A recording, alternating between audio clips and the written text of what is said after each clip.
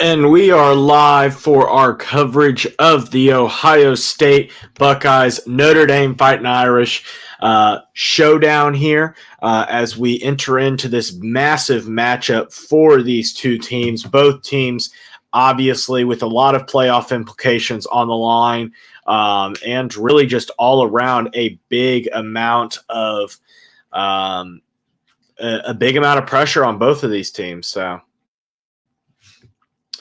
as Lincoln is joining us here momentarily, I'm adding him to the room. So we will get our coverage here going in a second.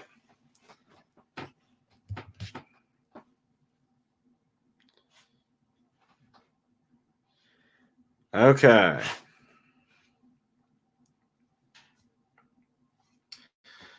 As we move on here, we're going to take a quick break and let everything get set up before we go.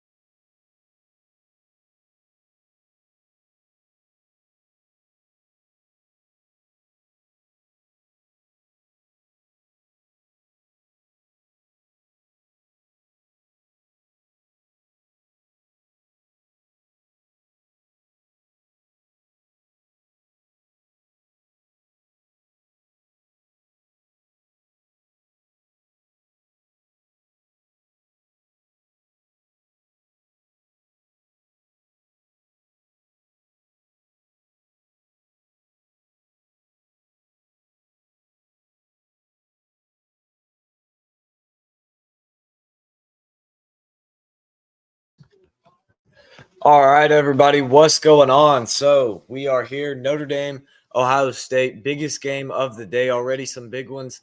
We'll get you caught up with some scores and stuff with that later on. But right now, we got Ohio State taking over as the kickoff was back for a touchback. So Ohio State takes over from their own 25 Kyle McCord in the shotgun, going to fake the handoff, drops back to throw on first down. He's going to throw a little swing route, and that's going nowhere as Notre Dame swarms to the football, and they will lose about 4 on the first play. So the biggest matchup, in my opinion, I don't know about you, Reichley, but I think the biggest matchup and probably the most fun matchup that's gonna play out tonight in this entire football game is going to be Marvin Harrison / Emeka Egbuka versus Cam Hart / Benjamin Morrison. I think that watching those guys go up against those 2 elite receivers going up against 2 elite Notre Dame cornerbacks, I think is going to be very fun to watch tonight. Yeah. My TV is being a little bit slow right now, so I just saw the kickoff, and we are getting just into the game now as Ohio State lines it up for their first drive. But yeah, I definitely think that with this game, you got a lot of components to it. The Notre Dame side, you have a secondary that is built to play in a game like this with Cam Hart and Benjamin Morrison and even Thomas Harper. And Kyle McCord is a new green quarterback, which is kind of funny to talk about because, Notre Dame is the one wearing the green jerseys. As Notre Dame, like Lincoln said, had the 5-yard loss, or Ohio State got the 5-yard loss on the play as Notre Dame, J.D. Bertrand made the tackle. Wait till you see this third down play. This poor ref gets just slam over. Yep. So I have, just so you know, I have 4:29 on the clock, 4:27. So Kyle McCord hands the ball off, making that 3rd and 6. Like I said, I am a little bit behind Lincoln. Yeah, but what are your thoughts? We'll let you explain your thoughts on the Notre Dame, or not the Notre Dame, the Clemson and Florida State game. What are your thoughts on that matchup that you got to go see in person? So, yeah, crazy game. Glad I was there. With that game, I expected going into the game Clemson to lose that one by 10 plus points. So to see the way it played out, we never trailed in regulation. We didn't trail the game until the overtime whenever Florida State scored, obviously, and ended up being the game winner to Keon Coleman. We never trailed, didn't make really any mistakes in regulation other than, and I wouldn't even call it a mistake whenever Cade fumbled for the most part. Moffa missed the block. He didn't pick it up, but sometimes you just got to tip your cap to the other team. And that was just a great play design, a great a great corner blitz that Florida State called. Nobody picked him up. He got free. And kind of unlucky for Clemson as well, just the way the ball bounces. If it lands if the ball lands at Cade's feet, then Florida State's got to dive on it. They may not even recover it. And then if they do recover it, they got to go the whole field. They didn't score a single point offensively against Clemson's defense in the second half. Clemson completely shut them down in the second half. So that was kind of unfortunate and ended up being the biggest play of the game. There was a missed field goal by Clemson with, I believe, like a minute and a half left, 29-yard field goal. You got to hit that as, the special teams, particularly the field goal kicking, continues to be a problem for Clemson. They just can't seem to find an answer as of right now. That's something that they're going to have to figure out and get straightened out. You can't continue to play in these big games because – yeah, it's a game. It's not going to hurt you against Georgia Tech or Wake Forest necessarily, but against potentially a Syracuse team next week, potentially a Miami, both of those games on the road. Then you get later in the season a Notre Dame that comes to town when North Carolina comes to town.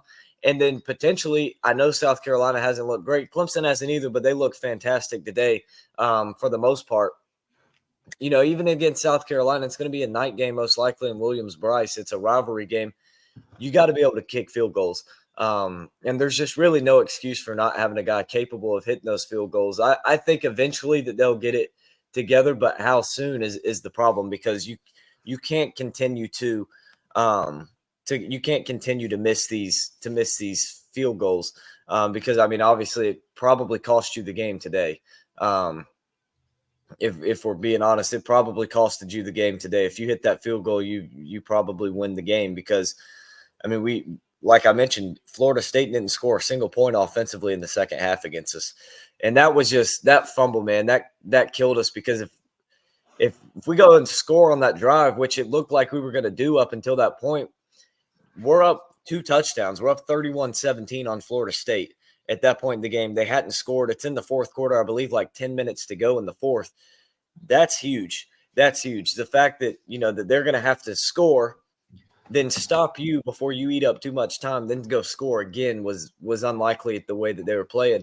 So it was just unfortunate, but a lot of positive signs. Love the way that Cade and the offense played. The defense was very impressive against those elite receivers. I mean, Ohio State, the team we're watching tonight, may be the only team in America that has a better passing threat than Florida State does when you look at weapons offensively. So, Ooh, I think that this is, it was a good sign for Clemson. Obviously they weren't able to pull it out in the end. They got a lot of young, inexperienced guys, but just the way that they played, I was really impressed with how they showed up and how they played. And how they handled business against Florida State. I think it was a solid step. And what's funny, I was talking to my dad about it.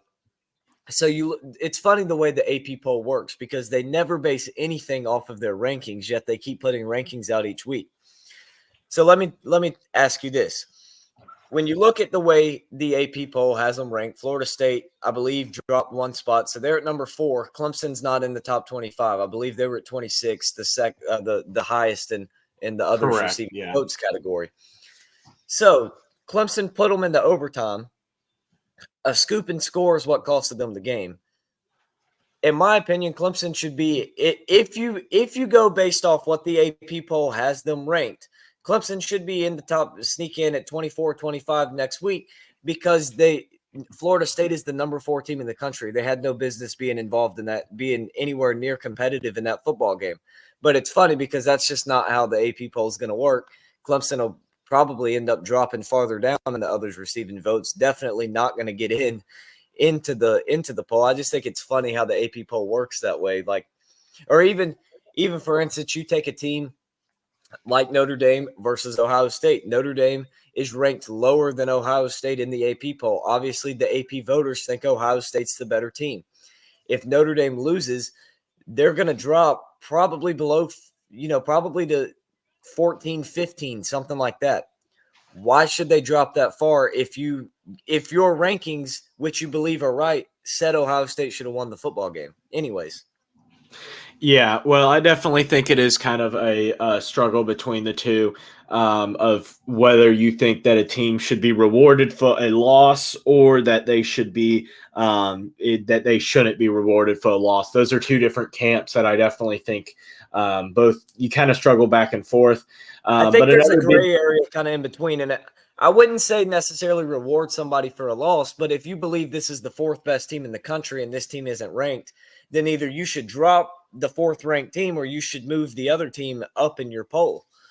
Yeah, well, in my opinion, it kind of depends on who. I don't think that Clemson deserves to be a top 25 team, and I do think that Florida State should. Let's put it in this perspective: whoever wins the Notre Dame Ohio State game should be ahead of Florida State. Though I don't know if Notre Dame wins. I don't know if they actually do get ranked ahead of Ohio State. I don't know. I don't think that they do because I think that the AP voters won it, but they should be. Because I think Notre Dame would have a more impressive victory because I think that this LSU team is a little bit overrated in some regards. They obviously overrated or not. If you're going off your rankings, look at where the AP. Well, yeah. Ohio State's higher up than LSU is, and I know part of that's because of the loss to Florida State, but still, I think that it should be that a ranked win is if the team is ranked whenever you play them or not by the end of the season. Because, I mean, we saw it last year with Syracuse when they lost a heartbreaker to Clemson and then got bullied by Notre Dame. They played terrible the rest of the season. Part of that due to what they went through during those 2 weeks against Clemson and against Notre Dame. Not because they're not a great team, but because mentally they just got all messed up because of those 2 games. Yeah. So we're back here for our coverage of Notre Dame, Ohio State, as we just got back from the break. 11:23 left in the first quarter as Sam Hartman is in the backfield. My thing is being a little bit slow with me. But so Did Notre you Dame. catch that play where Stover just absolutely ran over the ref? Oh, that wasn't Stover that ran. That was JT Bertrand that ran into him. Oh, was it Bertrand that hit him? Yeah, Bertrand was the one that ran. Well, they kind of both ran into him, but like Bertrand was the one that really hit him. Okay, yeah, I dropped the remote and I look back up and I just see Stover being tackled and the ref rolling around without his hat on. Yeah, yeah, yeah. So definitely that's just kind of what happens when you have that umpire right in between all those players and stuff like that.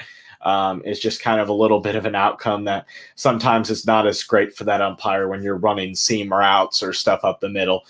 So 2nd and 11 here for Notre Dame after the 1-yard loss on the run play. Sam Hartman drops back to pass, has 4 wide receivers out.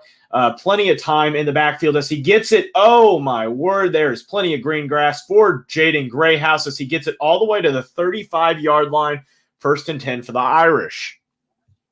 You mentioned the referee conversation. We actually had an interesting conversation at the Clemson game. There was a spot where Florida State was punting to Clemson, and the returner for Clemson was backing up, and the referee was, there was 2 or 3 yards between them. And we were talking like, that would really suck if the referee wasn't able to move out of the way in time. And let's say, Tyler Brown for Clemson trips over him and the ball hits him, and then it's a fumble right there, like that would just be like what he obviously that the play just has to stand. So we're talking about how sometimes referees can get in the way of the game sometimes, but that's just part of it. That's a factor that goes into it. It's kind of like, human umps in the MLB, how they miss some calls, and that's part of the game. Rather than trading them out and getting the robot umps, that the human element factor of it is part of the game, and a part that I think a lot of people, though they complain about it, would really miss if that wasn't a part of the game anymore.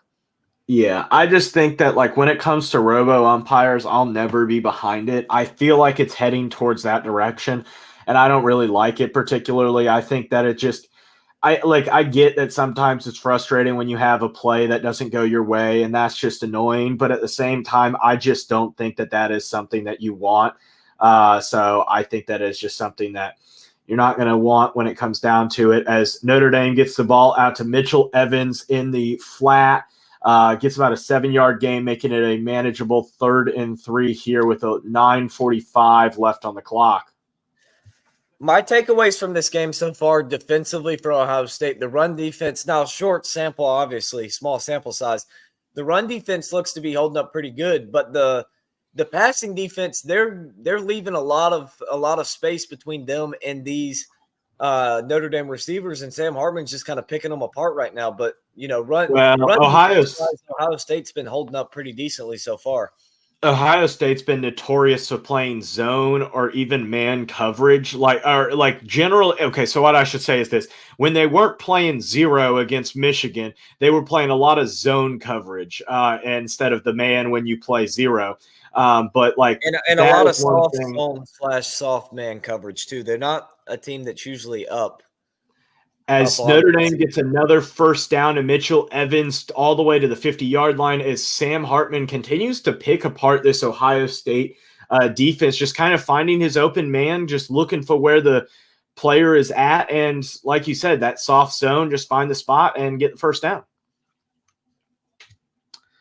down. Did you see what Anthony said in the chat, Lincoln, about Chez Mellusi?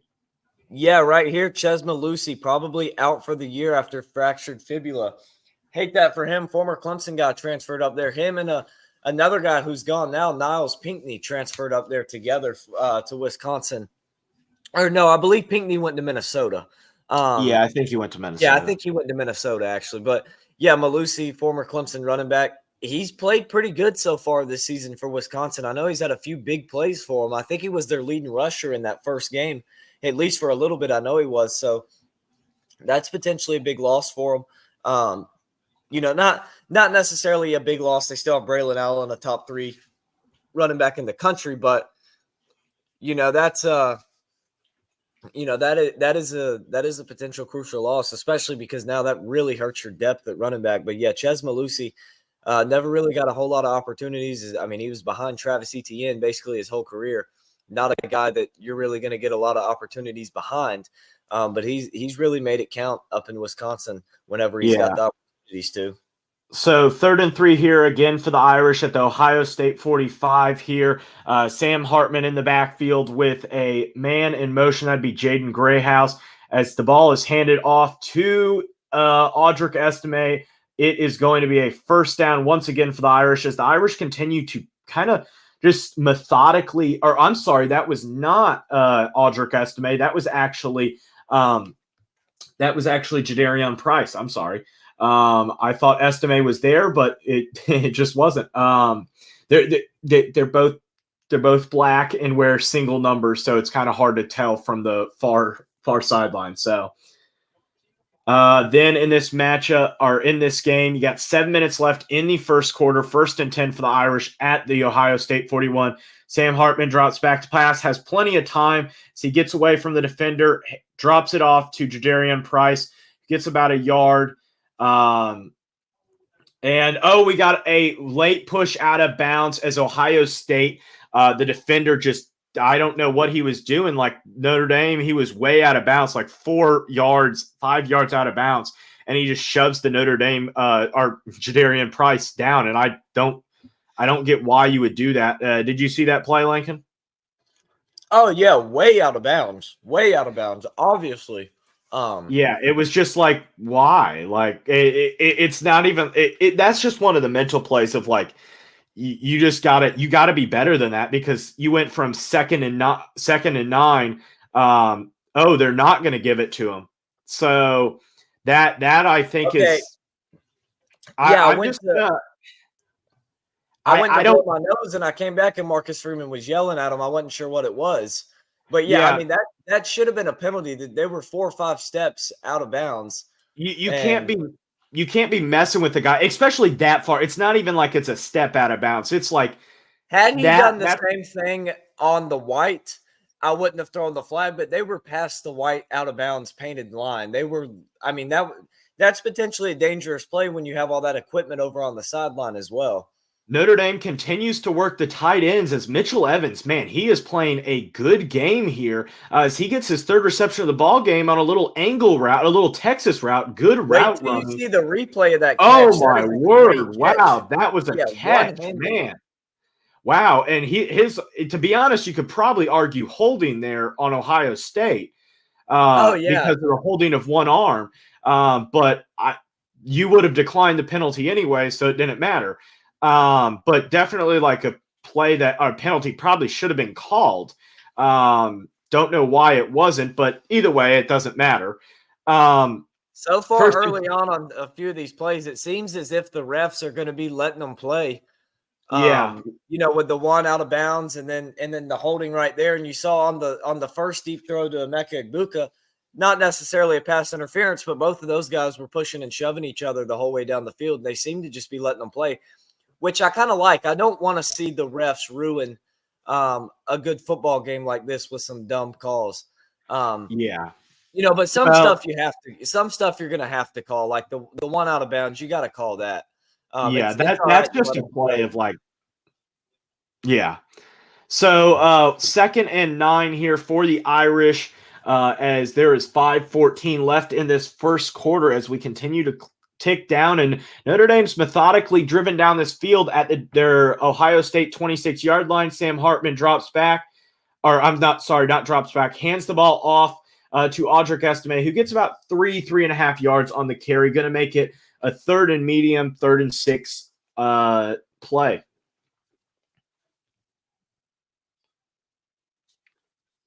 So, what are your thoughts? Nice I know you didn't. Notre Dame so far. Say that again. Nice drive here for Notre Dame so far. They've just been, like you said, slowly. Not any big deep shots. Not really any plays pushing it down the field, but just slowly moving the football. I think 3 third down conversions already for them. Yeah, I would like to see a little bit of a push down the field, especially especially in this game, I think that a push down the field is important. You're going to have to kind of hit those big plays, but I do like how you're playing in that running game. Sam Hartman throws the ball off to Jadarian Price, he's just going to end about a half a yard short. Nope, they're going to mark him a full yard short down at the 18-yard line. Definitely a moment in which you kind of, if you're Marcus Freeman, you think you put out the field goal unit, right? Definitely a tough decision for him to make. As the offense is going to stay out there. Oh, what here's one of the plays. Watch Mitchell Evans. Mitchell Evans sometimes will go into there and do like a little sneak. So he's kind of the Notre Dame sneak man. Notre Dame is 3 for 3 on fourth down conversions. As Mitchell Evans goes in motion, kind of watch out for him, see what they do. Fake handoff to Audric as Sam Hartman gets out of the backfield, and he is going to make it for the first down. Yes, they are going to give him the first down. First down, Irish. Massive conversion there for the Irish. All right, looks like we're going to see. So they're going to review that play, and it's going to go to break for you. They're going to review the spot of the football. Yeah, the problem with this, the problem with overturning this is I don't know if you're going to have the angle to overturn. Well, I haven't seen the call yet, but they did have the marker spot right there where he steps out of bounds. The spot's 100% a first down, but they're reviewing it. They did show a camera angle where you can see right where he steps out of bounds. They have a camera right there. Yeah. So it looks like they're going to give it to Ohio State. I don't know what they're doing. Yeah, they gave it to Ohio State. Interesting. Yeah, they overturned. I didn't know how far ahead you were. I didn't want to spoil anything for you. Yeah, 3:11 left on the clock. Kind of an interesting kind of judgment call there. Did you refresh and skip ahead or what?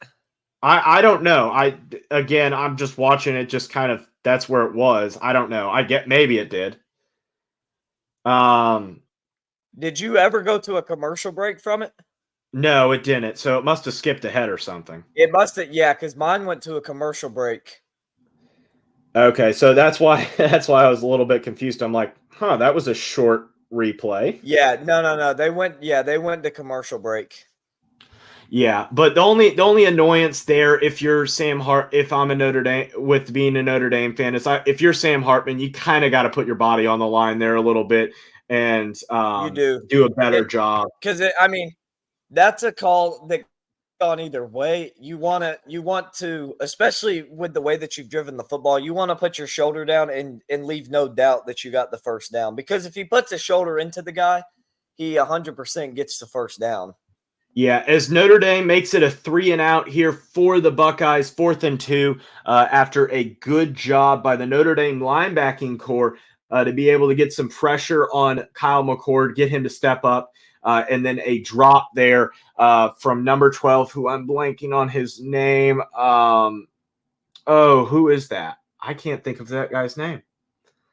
As Notre Dame has yet to get to a punt this season. That was one of the things last year that they were extremely good at.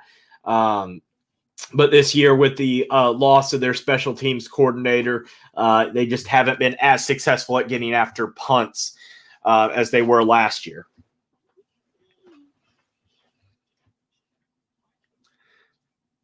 So definitely, so far in the first quarter, I'm definitely happy Notre Dame pushed the ball in their first drive. Ohio State kind of pushed the ball in their first drive a little bit, but not terribly much. You got, I think, a first down or two, but not a ton going on there. So I'm going to see if they got up near me. I don't remember how many first downs, but I know they got up to about their own 40-yard line. So I think about one first down and then some change on the next set of chains. But great job from the Notre Dame defense so far. As this Ohio State offense really hasn't been able to get much going offensively. And offensively for Notre Dame, you've moved the ball down the field. Yeah, you have. Yeah. So the only thing that I would like to see is I'd like to see at least a shot play on first down. Like that's one thing that I would like to see is a shot play. Um, at least a chance at that. So I would like to see a shot play. Yeah, yeah, got it.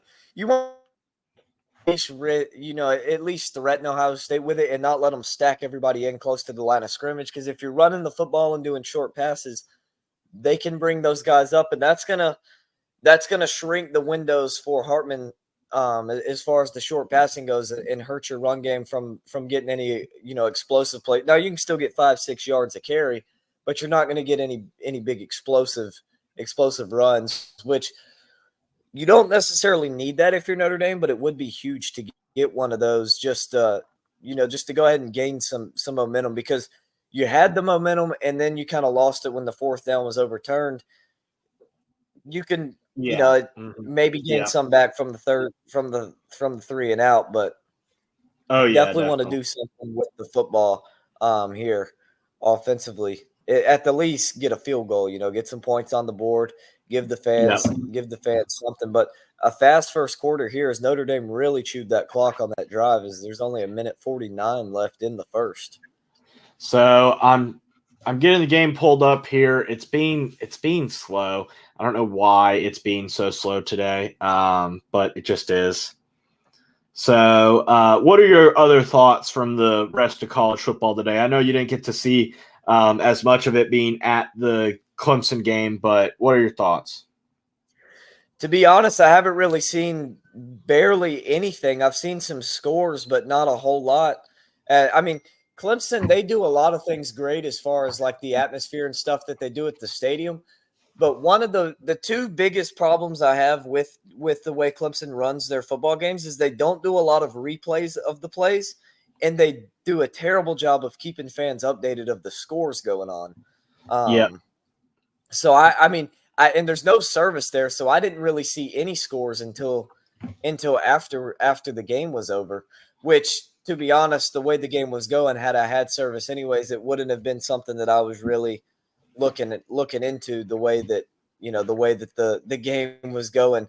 I didn't Yeah. really have I didn't really have the time to really look and think about the other games going on. But Oregon killing Colorado, I thought that was a huge statement. Dan Lannon took some shots at Colorado pregame, at halftime, and then going for it on fourth down, already up 35-0 to make it 42-0. I thought that was big. I'm sure Dion wasn't too happy about that. Oh yeah, definitely. So a great pass here to Jaden Grayhouse, who gets a first down, gets all the way up to about the 44-yard line of Notre Dame. Like we said, Notre Dame has done a lot of kind of short passes, screen plays, kind of short stuff, doing a good job at being able to get their players out and kind of give it to their playmakers, which I do like. Like, I think that getting it to your playmakers is what you should be doing in a game like this, where Notre Dame just hasn't had those type of playmakers. But generally, in the past, they haven't had those type of playmakers, but now they have with guys like Jaden Grayhouse, Jaden Thomas, Mitchell Evans, just making it his type of game. I don't know what they saw in the film room about like Mitchell Evans particularly, like why he was going to be such a big part of this offense, but he really has, as Notre Dame gets all the way in Ohio State territory down to the 45-yard line. Oh yeah, he has. Anthony getting in, no service on a college campus. Well, generally there is great service at Clemson, but with this game there was 150,000 people that were down there, plus just that were on the campus for the football game, plus the people that just live in the general area. So definitely an overload of the cell towers for sure.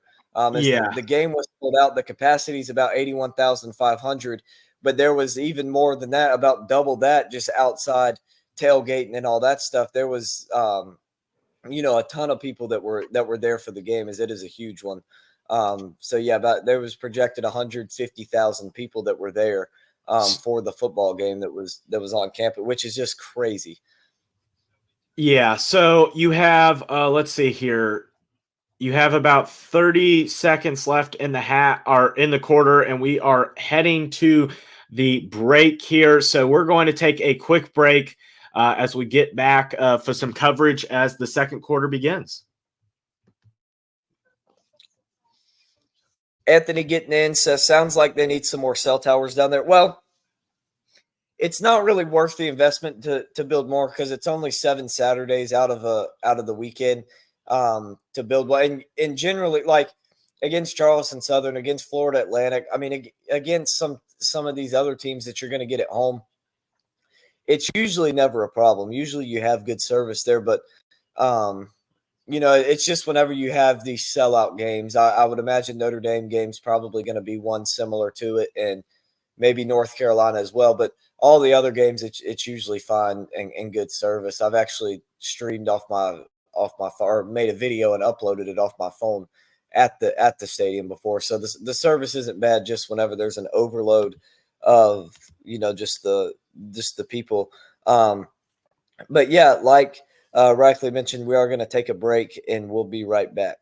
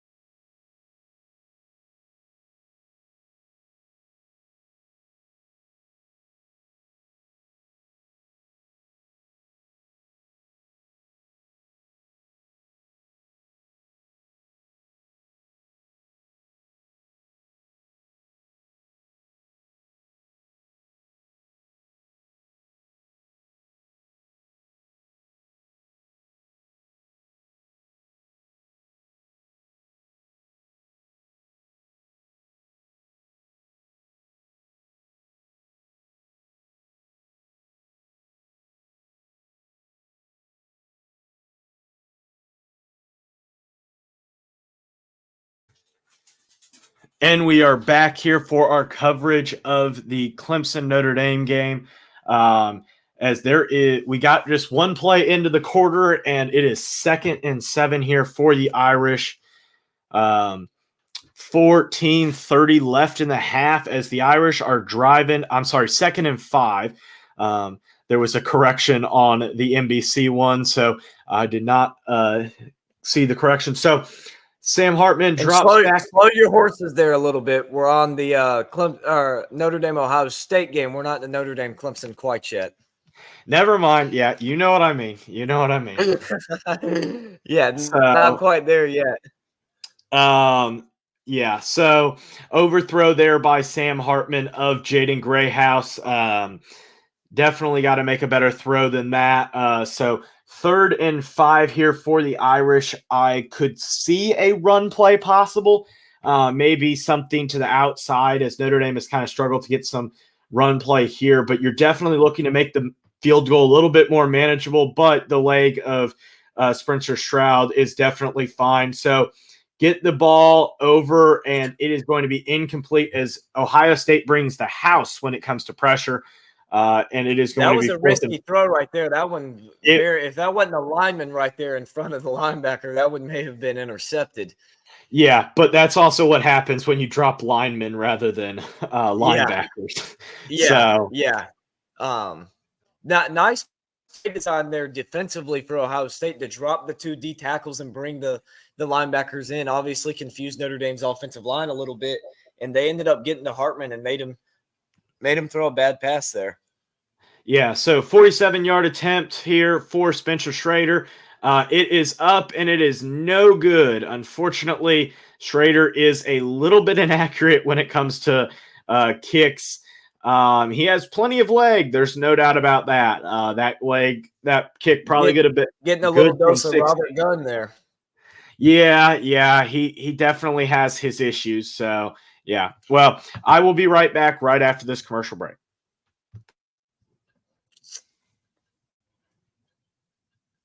While he's gone, I'm going to look up the wind right now in South Bend because the way that one curved, I couldn't tell if he just curved it off his foot or if there is some kind of wind going on.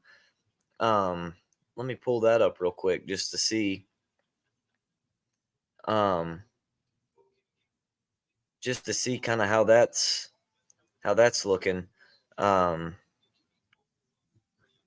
Only 8 miles an hour going west, so not a whole lot of wind there. Nothing that would really have affected that kick. But yeah, we're gonna take a quick break and we'll be right back in just a moment.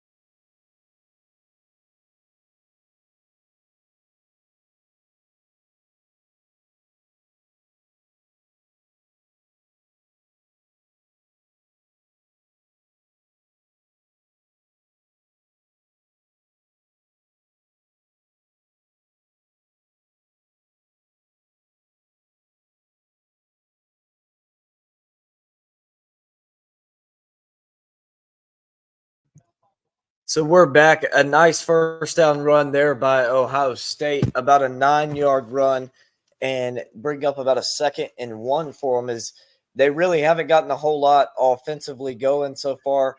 Notre Dame doing a nice job of containing these wide receivers for Ohio State as they just showed Marvin Harrison. He's been double teamed on a lot of big downs, but 2nd and 1 here. Another handoff here for Ohio State, and they're going to shoot through the hole and get a first down up to about their own 44-yard line. Travion Henderson there. Nice run for a gain of about 5 or 6 yards. And bring up a new set of downs for the Buckeyes. Yeah, it's definitely been a kind of slow start here for the Buckeye offense, and a little bit of a slow start for the Notre Dame offense, but it's been more about finishing off drives than anything else. As Kyle McCord tucks that one down, and you are going to get a 2nd down and about 6 here for the Buckeyes as Kyle McCord thinks about throwing it and then tucks it in. as Notre Dame's coverage continues to be just suffocating, as a lot of Ohio State fans were very concerned about this, were very excited about this matchup and thought it would be a matchup that Ohio State could exploit. And maybe they can, but so far it has not come to that fruition. So we will see. Make sure that you leave in the comment section who you think is going to get a win as Kyle McCord drops back for another pass, kind of has a man open, and it is going to be caught, but we'll see. It looks like the refs are going to talk about whether they think it's caught there, though they're probably going to call a penalty on Notre Dame. Yeah, one thing I have liked about Kyle McCord is he's not forcing the football as of right now, and that's not something you really see a whole lot out of a young quarterback. He only has 4 starts, but he's tucked it and ran it twice instead of trying to force the football, which I have liked out of the young guy so far in this game. We'll see if he keeps that up. As like you mentioned, Ohio State now 1st and 10 from the Notre Dame 36-yard line. Is they're kind of putting together their first drive, getting their first plays in Notre Dame territory. As he's going to fake the handoff, he's going to throw, and he's going to throw that one incomplete, looking for, I believe, Stover again on that one, but not able to get the ball to him. Is like you mentioned, Notre Dame's secondary really just pass defense, both linebackers, corners, safeties, all of them just suffocating. As Stover was open there, McCord just kind of pressured, threw it off his back foot a little bit, and kind of sailed that one a little bit high for him. Could have had it to him. So far, McCord only 3 for 6 for 19 yards, so not a great start for him, but this Ohio State offense kind of picking it up a little bit. I think the biggest thing for them is they need to get the run game going, as they're going to go back to the run game here, and Henderson will get about a yard, maybe 2, bring up about a 3rd and 8. We'll see if Ohio State can get a first down or settle for a field goal themselves. Yeah, Ohio State definitely has a lot to work on when it comes to this passing attack as you get into this game. But I think we'll see kind of what happens. McCord, definitely that pass to Stover was definitely a little bit of an errant throw, but good coverage from Thomas Harper as well, as definitely a big play there for the Irish. So what are your thoughts on Alabama here as we kind of get into an interesting phase of Alabama football? My biggest thought and question for Alabama, why are they ranked right now? Yeah. Why I don't are know they about even ranked? I think they should be ranked because I think like a win against an Ole Miss, like I think they should be ranked, but I think they should be ranked more. I think that they should be now after that win, but I mean after last week, they should have at least dropped to 20. There's teams, I know Colorado got smoked today, but they had 3 nice wins. They should have been ahead of Alabama. I mean, even a team like Duke I don't know should be if ahead Colorado. of Yeah, I don't know if really Colorado had 3 nice wins in that. The Colorado State game, they should have gotten demerits for that game. Like that is a bad Colorado State. Like Colorado State is probably going to win 3 or 4 games. I mean, yeah, they probably should have. I was just mentioning some teams that were farther behind them that, I mean, I think if you play that game today, not today, when both teams are fully healthy, give Travis Hunter back to Colorado. I think Colorado may win that football game, just the way that the Alabama offense has played. Now, the biggest question is the lines of scrimmage for Colorado. They might not fare too well, but I mean, even a team like North Carolina, I mean, yes, Bama is probably a little bit of a better football team than North Carolina. But I mean, North Carolina has the better wins, and you can't compare, okay, who's the better team, North Carolina or Alabama? You got to look at what they've done. And North Carolina's played really good all season. Alabama struggled against USF. They were tied at 3 going into halftime, only managed 17 points against them. Yeah, as Ohio State, you get a first down and then about 4 to 4 yards on a first down carry from Trainum. Do you know who Trainum is? No, I haven't seen him. Now, I will be honest here. I haven't watched a whole lot of Ohio State football either. I haven't watched a whole lot of them this year. I watched a little bit of the Indiana game, but that's about it. I've heard a lot about Mayan Williams and a lot about Travion Henderson, but definitely like when it comes to Chip Trainum, I have not heard as much about him, so I'm surprised he's getting as many carries as he has. Yeah, I think he has 2 or 3 already in the game.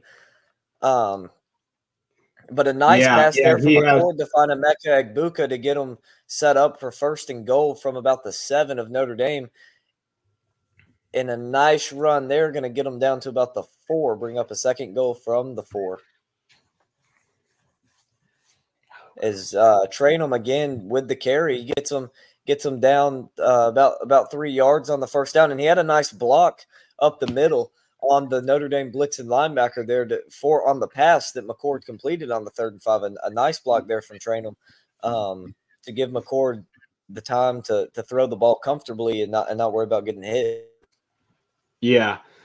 So I'm a little bit behind you, so I just saw the slant route there from Emeka Egbuka. But when you're looking at this team, definitely a big drive here from the Buckeyes as they've been able to march down the field. Notre Dame needs to be getting a little bit more, not pressure, but they need to be getting home. They've gotten some pressure, but they have not gotten home as much. So not a bad Where job. Where are you at right now? Where are you at right now? I'm at 8:49, 8:48, so on and so forth. Okay, let me know whenever they get set for the 2nd goal play. I'll pause mine since I'm on YouTube TV. Okay. Tell me the time that you're at paused. I'm at 8:15. Okay. Okay, they're setting up here. I'm at 8:17. Okay. Now I'm at 8:15, All right. 8:14. Okay, so you're down to the 1 yard another line. One there from Trainum.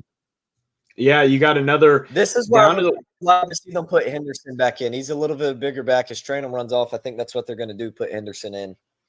Yeah, a big play here for both teams. Though I expect it to probably be 4-down territory, unless if you get a penalty here or something like that, that would make it a holding or a false start, make it more unmanageable.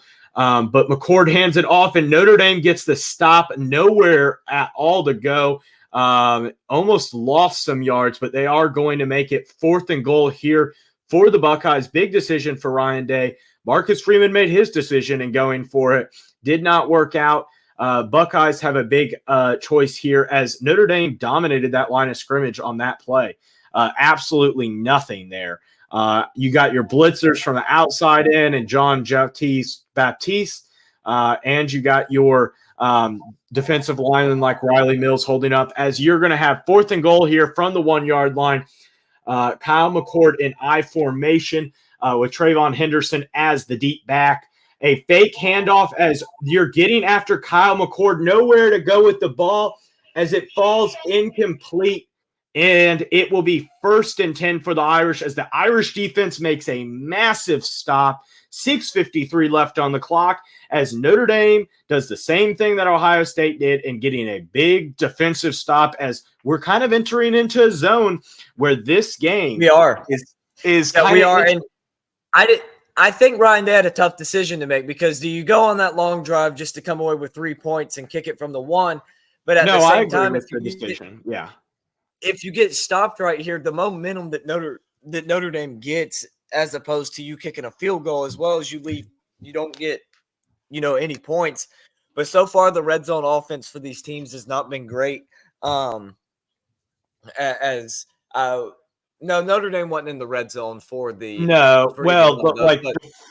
the Hartman run would have gotten to the 19 if it would have been good. So they were at technically Notre Dame doesn't have any red zone attempts yet, but they've been in we'll call it scoring range inside the opponent 40. And neither one of them have been able to succeed so far from there. Obviously, Notre Dame's been down twice, came away with the stop on 4th down. On offense, they got stopped on 4th down and then the missed field goal, and now they stop Ohio State from 3rd and goal from the 1 and 4th and goal from the 1. So Some big plays defensively here, still lacking the offense, which I kind of figured. I didn't expect either one of these offenses to really explode and come away with a big win. And I don't think either one of these teams is going to blow the other one out unless you see something kind of like Florida State LSU where they just kind of fall up. One of the teams just kind of falls apart like LSU did. Well, or go ahead. I'm pulling up now to see what I had my score prediction as. I believe I had both teams in the 20s. Yeah, I had Ohio State 31, Notre Dame 27. It's not looking like we're going to get. It's not looking like we're even going to get that high right now. Yeah. So what I would definitely say about this game is this. As a Notre Dame fan, I'm pretty happy right now. Because this game is sort of playing into where you want it to be. You don't want it to be as much of a foot race. But the only thing that I would be kind of concerned about is you want to make sure that the pass is setting up a little bit more of a better run game. So I'd like to see some shot plays because I think that you haven't had enough shot plays to really get Ohio State's defensive, their linebackers a little bit more pushed down the field and stuff like that, playing a little bit more cover. Which is like what I talked about earlier. And it's not just the linebackers, the safeties kind of creep in too whenever you're not, because even though you're throwing the football, you're not throwing it past the first down marker really. So those guys can kind of creep in. But if you take a deep shot, obviously not, you don't want to right here in this situation right here, just because you're on, your 1 yard line. But once you get out of the end zone or maybe on the next drive, you really want to try and take a shot and just try and spread this Ohio State defense out a little bit more. Wow. But I'm going to take a break. I got to use the bathroom, but I'll be right back. Okay, a big push there from the Notre Dame offensive line as Sam Hartman gets about 3 yards on a QB sneak. A big play there from the offensive line. Definitely something you like to see, as 3 yards on a QB sneak that just was trying to get like a yard, maybe a yard and a half. Definitely happy to see that. Definitely gets you out of the edge of your end zone. Allows Sam Hartman a little bit of working room. As you have 3 backs in the you're doing the T formation here, buds. Or not buds, but you are doing the T formation as you have a back in motion, a handoff to Audric Estime as Audric Estime gets out in the field, and he is all the way down at the 26-yard line. 26-yard line, 1st and 10 here for the Irish. A massive play, as I love me some T formation. Man, that was fun to see. Just one of the plays where you had a great block there from, what's his name? I can't think of his name. But from number 3 on the Irish, Notre Dame does have a couple of running backs, and I do mix them up a little bit. I'm trying to think of his name. He's the freshman running back. Man, this looks terrible. As another handoff here to Audric. I'm sorry. That would be Jadarian Price on that one for the carry, as Notre Dame is going to get it as a 2nd down and 6 play here. We're going to make it under 5 minutes before the next snap here, as we continue to make it or slow the clock down here, as the Irish 11 carries for 51 yards on the ground. I expect Notre Dame probably to run the ball a lot in this drive, as Notre Dame is playing with a lot of 2-back sets now after the success that it's caused in the first few plays of this drive. So you got a handoff here, a big play from Tommy Eichenberg and Ransom there for the Buckeyes linebacking core. A good gain, though, as you get about 3 yards on the play. So it is going to make it a pretty manageable 3rd down.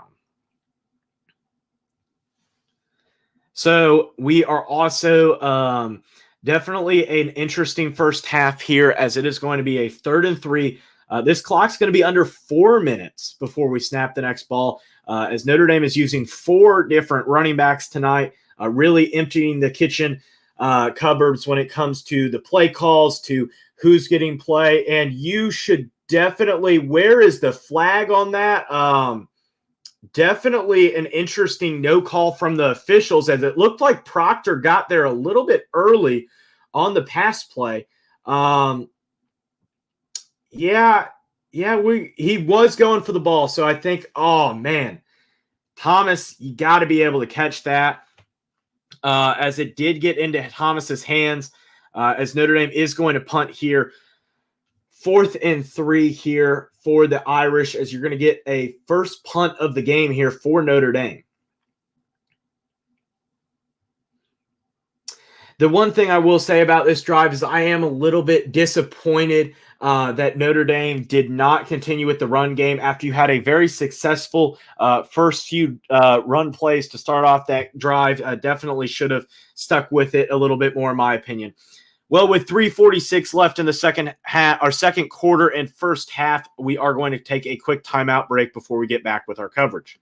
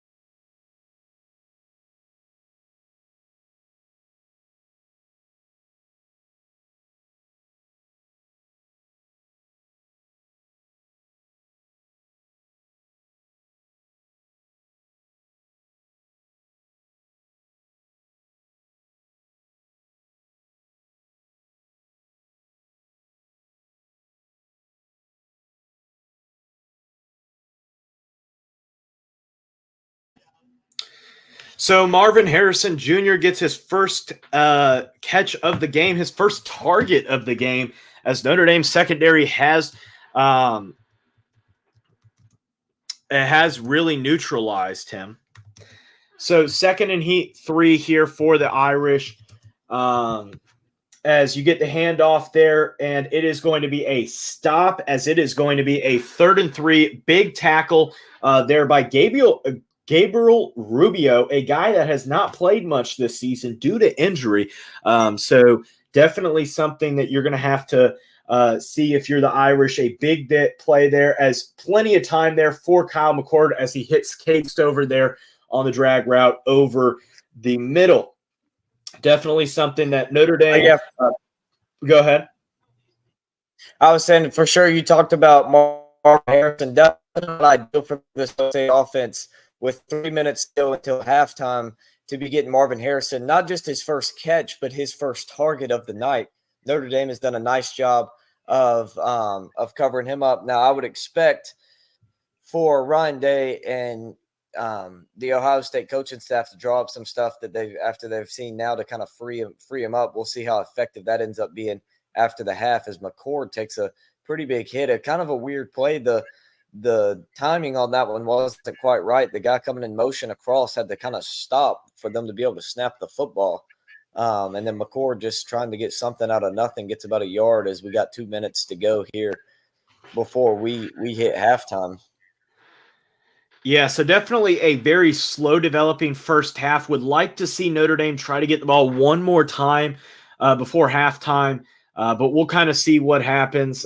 Definitely with it being such a back and forth game and stuff like that, it is going to be hard to get that ball one more time. But you do get the ball to start off the second half, so that is a Ohio positive. State taking a shot here. They've got Harrison deep, and they're going to get Notre Dame for a hold as well. A deep throw to Marvin Harrison gets them into Notre Dame territory. He really wasn't much separation. He just went over the top of number 20. That's Benjamin Morrison, correct? Correct. That has been just went over the top of him. A nice catch there from Marvin Harrison, as I believe that sets Ohio State up at about the 35, as they are going to call an official review to see if he was in bounds. Going to be a first down regardless for Ohio State, because if it is ruled an incomplete pass, then they will obviously accept the holding. Correct. So that's going to be the ball comes out. Actually, I thought they were seeing if he landed out of bounds. Looks like the ball comes loose. Can't quite see if it hits the ground. Looks like it pins up against his arm, maybe. Yeah, we'll see. A good catch from Marvin Harrison. But we'll see what the call is here after the review, as I'm a little bit behind. So they're just now going to review, as they did call the holding on Morrison. The only thing that I will say is I'm a little bit surprised on the holding call there. I do think that was a little bit knick-knacky with what they've been calling this game. You'll see on the review. He pulled his jersey. It's definitely a holding, but I just disagree with it based on what they're calling. I've seen equal stuff previously in this game. What do you think? Do you think that's fair to say that you've seen other stuff that's pretty during this game, you've seen stuff that's similar to that? I think you have, but I think also too that Harrison scores a touchdown on that if he isn't held, because he blows right past Benjamin Morrison. I disagree, because I don't think that the holding is the only thing holding him back. I don't agree with that. Plus, it wasn't a ball that was. There's a bunch of different stuff to look at. Not only do you have to see if the ball hit the ground, but was his hand out of bounds? So, you have the foot down, but do you have control? It looked they're going to rule this an incomplete pass, but now they changed the penalty to a pass interference. Is that even allowed? Lincoln, is that allowed? I think the ball was in the air. That's why. But are you allowed to do that? I'm not saying that it's wrong. I'm not saying it. Go ahead. It depends whenever they decided to flip it from a holding to a pass interference. Was that a discussion the refs had before? Is that something that they saw on replay, or is that something that they discussed? You can't change it on replay. That's for sure. Yeah, that's what I'm saying. So if it's legal or not depends on whenever they decided to flip it. But nonetheless, Ohio State will take over at the 48-yard line of Notre Dame now, and they will get a nice little run here from Henderson, get about 4. So Terry McCulley is talking. That's why it's pass interference, because the ball was in the air. Well, yeah, I know that, but I mean that the play. I just don't know whenever they decided that they were going to switch it. I mean, I would assume it would have been something not on replay, because obviously that's illegal. Yeah, you can't do it. I don't know. I can't tell. I couldn't tell you the reason why, but that just seems odd to me. And again, I will disagree on the fact that I don't feel like that was a call that should have been made based on. It's also a call that like I'm just going to disagree with the call based on what you're doing the rest of this game. But you're going to have 3rd and 6 here for the Buckeyes. 1:17 left on the clock. So still enough time for a Notre Dame, a chance for a Notre Dame drive, but you got to get a stop here. Possibly 4-down territory here for the Buckeyes. It kind of depends on what you get here, as you got 20 seconds left here on the play clock. 1:17 left in the half. Big drive here for both teams, offensively and defensively, as you're going to have an empty backfield here for Kyle McCord. 4-down linemen here for the Irish. Maris Luafau, the single man, as you are going to get a timeout from Notre Dame. So kind of an interesting call there from Notre Dame. Use of the timeout, I guess. Was not calling a timeout in that situation was not interesting, but what was interesting is the play clock for Ohio State was at 1, and they weren't getting the snap off. Yeah, well, that's what I mean by interesting call of timeout. Yeah. That I was just further explaining that. Like, okay, yeah, it's not a bad timeout to call. It's just there was 1 second left on the clock, and they weren't getting the snap off. Yeah, I don't know. I don't know what to tell you. But yeah, so going into this first half, some negatives and positives. The game is definitely, I think, the game that Notre Dame would rather have than Ohio State would. I think Ohio State definitely would rather have an up-tempo, high-scoring offensive game. But I think it kind of makes it interesting for this team, because I think if Notre Dame can just get the lead, in this game, you have the ability to melt the clock the way Ohio State doesn't really. The Ohio State can run the ball, but I think if Notre Dame knows they're running it, they're not going to get as much. So we'll see. And the other thing I would also like to see is that I would also like to see Notre Dame create a little bit more offensive creativity when it comes to the run game, particularly. I think that needs to have a little bit more improvement in it, particularly. So, yeah. But we're going to take a quick break here for our timeout break, and then we will be right back after the break is over.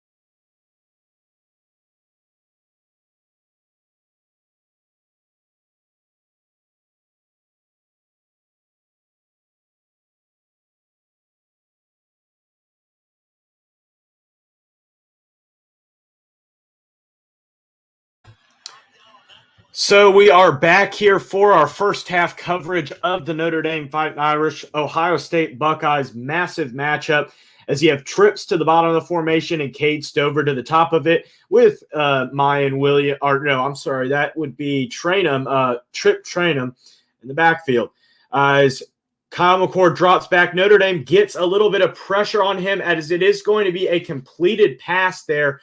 First down, Buckeyes deep into Notre Dame territory.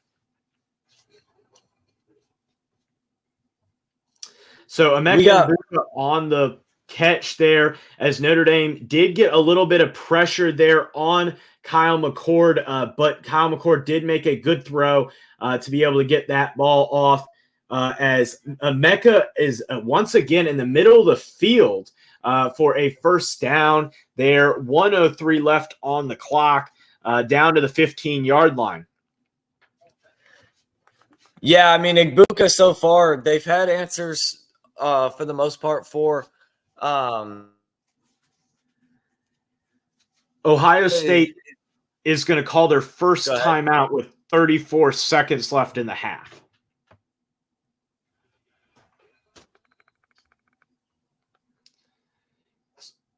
So we have our 34 seconds left in the half. Notre Dame, Ohio State, definitely a big play there. Lincoln, do you have the down and distance? I didn't get that.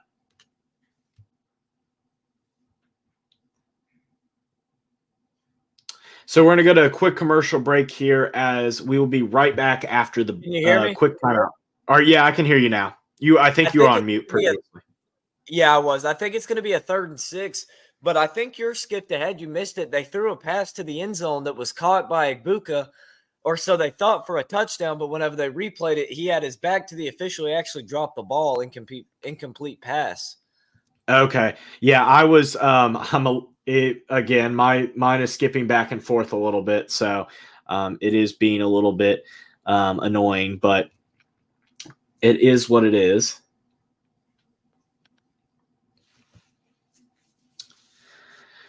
So a big drive here from the Buckeyes as the Buckeyes have gotten another drive. It's really just been like with the new clock rules, it's just kind of been a half where teams have kind of gotten a little bit of drive and stuff like that. Notre Dame, I think, has only had about a drive and a half in the second quarter.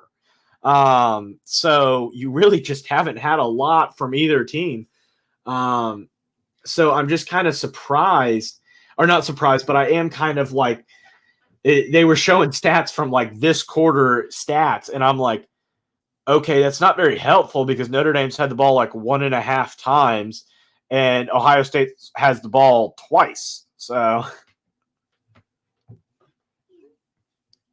Yeah, I mean, I think there's been 4 drives per team.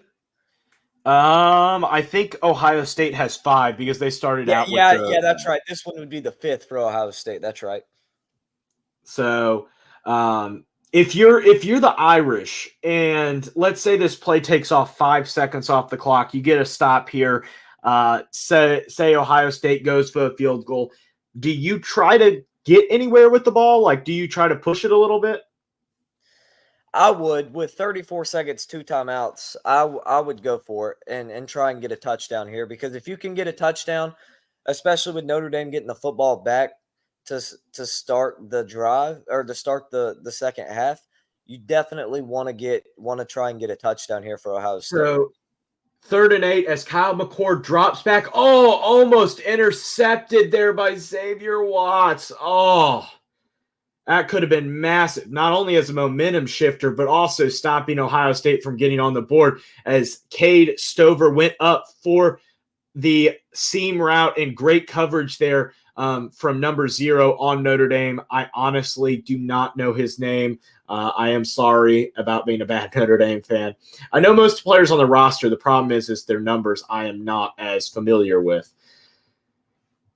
So Jaden Fielding on for the kick, a 31-yard attempt, 30 seconds left in the half as Ohio State gets the kickoff, and it is up and it is good. Ohio State takes the first stab at the scoreboard, making it 3-0 Buckeyes. 26 seconds left here for the Irish as you go into half. I'm assuming you probably start that off with your offensive possession. So I'd like to see a couple of deep shots, like a shot to maybe a Jaden Grayhouse or a Jaden Thomas or maybe a Rico Flores. Like I'd like to see some sort of shot taken here. Yeah, I don't know. I'm kind of on the more conservative side of this. I think that you just kneel it and go to halftime, make some adjustments, and come back out. Yeah, I would at least, I don't know. Like, I would like to, with Sam Hartman, like, you've been an explosive offense this season so far. So I just like to see at least an attempt You of, haven't played a defense anywhere near Ohio State's, oh, though. yeah. You don't want to take any chances in this game. A snap, get over somebody's head, a strip sack, a pick six, something like that that could drastically change this football game. I think you just kneel it out and go to go to the end of the half and Yeah. come back out strong in the second half.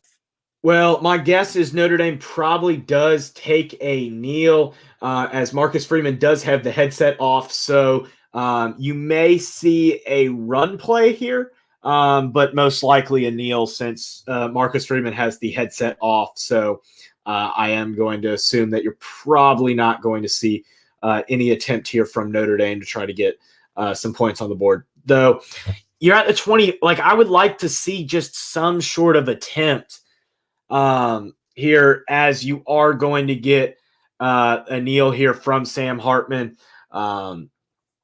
as you are going to go into the second half with a 3-0. You're down 3-0, and not the game anybody expected. I think that's pretty fair to say.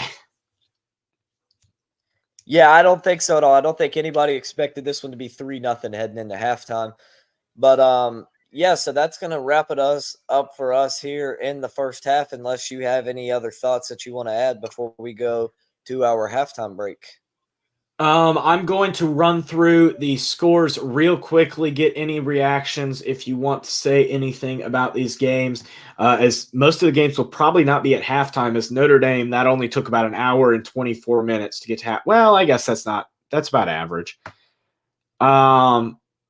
Okay, so let's see here. Pulling up CBS Sports app. We have a 10-0 Penn State lead over Iowa, as it is 4th and 11 there for the Nifty Lions at the Penn State or at the Iowa 47. So I'm assuming a punt's coming.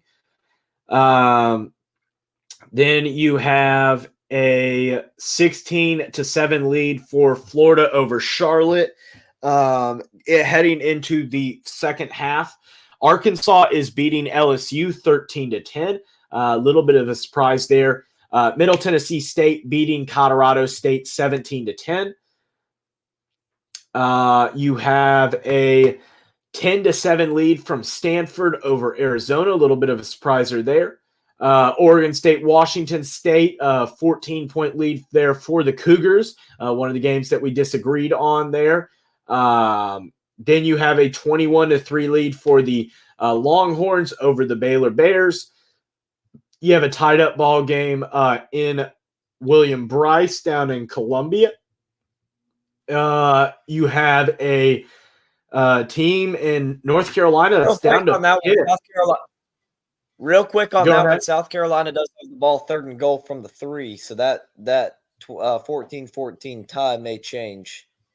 Yeah, so Pitt does have the lead and technically has the ball, but they're about to punt it away on 4th down against North Carolina. So, though, I will want to ask you this.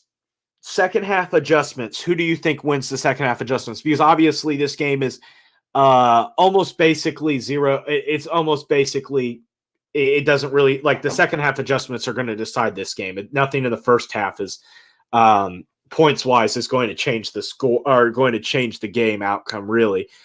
So what do you think of who do you think can make the second half? I don't know necessarily who's going to win the second half adjustments, but I'm going to say the biggest second half adjustment to be made and then the biggest in-game adjustment to be made. So the biggest second half adjustment to be made is Ohio State finding a way to get Marvin Harrison more involved.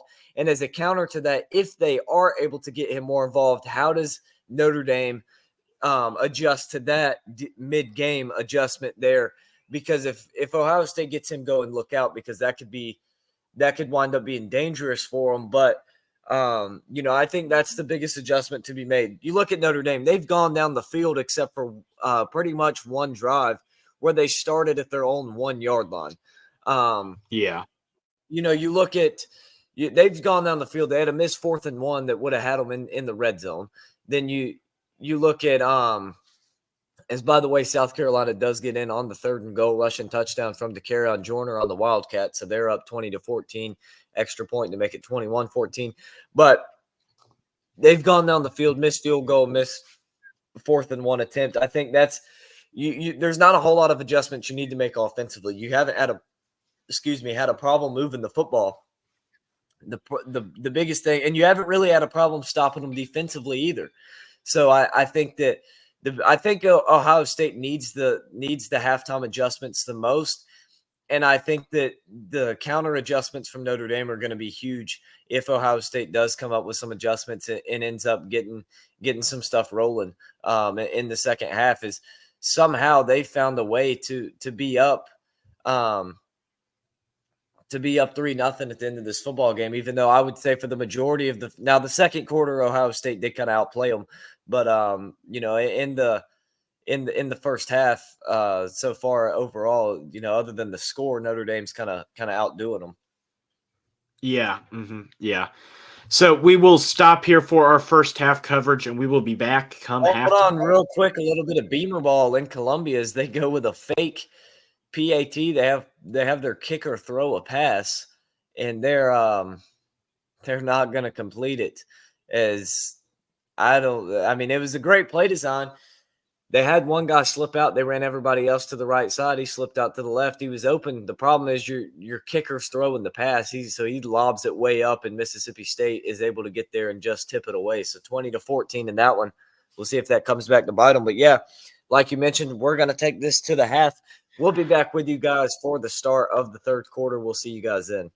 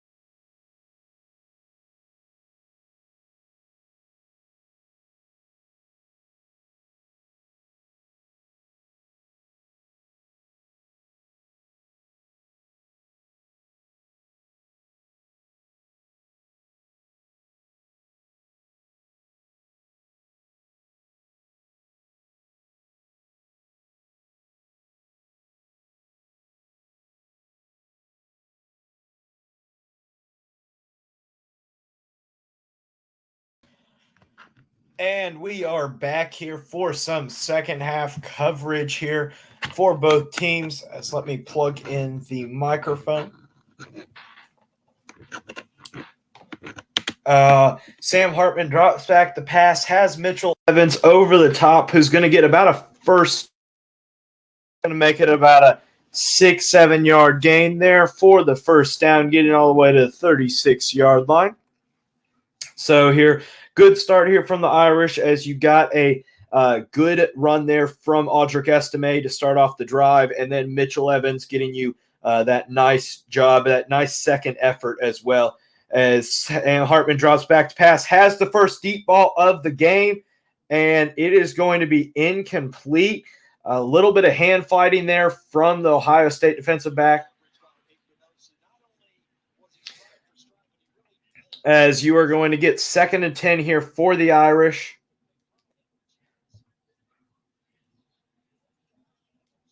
So it's going to be 2nd and 10 here, like I said. Sam Hartman in the backfield, running back to his left. I can't tell who's the running back. I can't see a number, but you got a handoff. It's going to be Estime. Estime gets over the top. It's going to get into Ohio State territory as he's going to make it to the 48-yard line. 1st and 10 here for the Irish after a big gain there on 2nd down. A great handoff, great recognition by Estime, as you had a great jump cut there at the second level that was able to help him get that first down. Just Estime having himself a good second half start here, as the first half he was a little bit contained, didn't get too many rushes or not rushes, rush attempts in that first half. 1st and 10 here. First play inside of Ohio State territory in the second half as you got a handoff there, and it is going to be about a 6 to 7 yard gain there for the Irish. 2nd and 4 here. So we close in, less than 13 minutes left in this third quarter. A good play there as the offensive line gets out there, just being able to get on the move. Some good offensive creativity there, as NBC's broadcast is showing Jared Parker, the offensive coordinator. Sorry, 2nd and 3 here for the Irish as they are going to update that.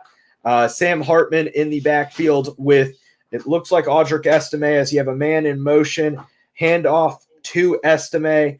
As you are going to get about a yard on the play to make it 3rd and 2 here for the Irish.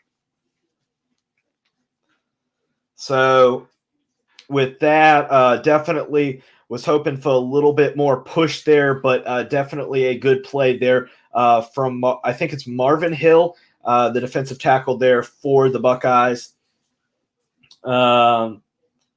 So you're going to get Sam Hartman in the backfield with Estime and Mitchell also there. Handoff to Estime as Estime is going to ground and pound, and it looks like they're going to spot him just short of the first down. In the pregame, not in the pregame, but in the comments that were made to the media by Sam Hartman, you do have a first.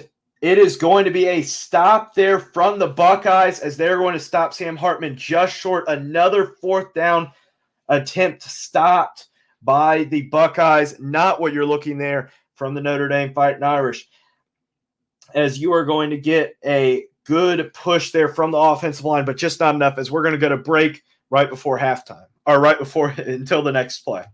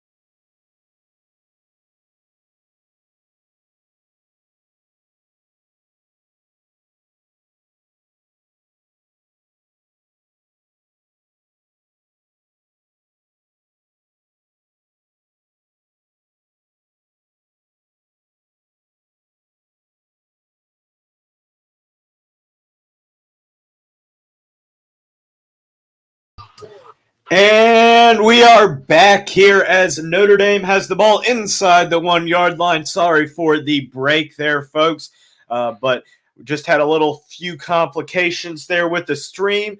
But happy to have all of you guys back as Tobias Merriweather gets inside the 1 yard line, where it is going to be first and goal here for the Irish. Obviously, to recap here a little bit of the first half, or the second half so far.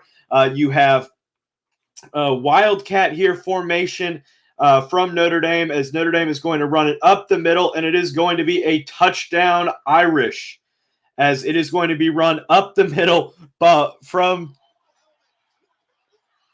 Jabrian Payne has no helmet, no problem at all. Jabrian Payne making it look easy, as the Ohio State defenders decided to knock off his helmet, as that is going to make it 6-10 Notre Dame, as Notre Dame did what they should have been doing all game, which was physically imposing their will on the line of scrimmage and running the ball, because, well, they've been successful in that activity.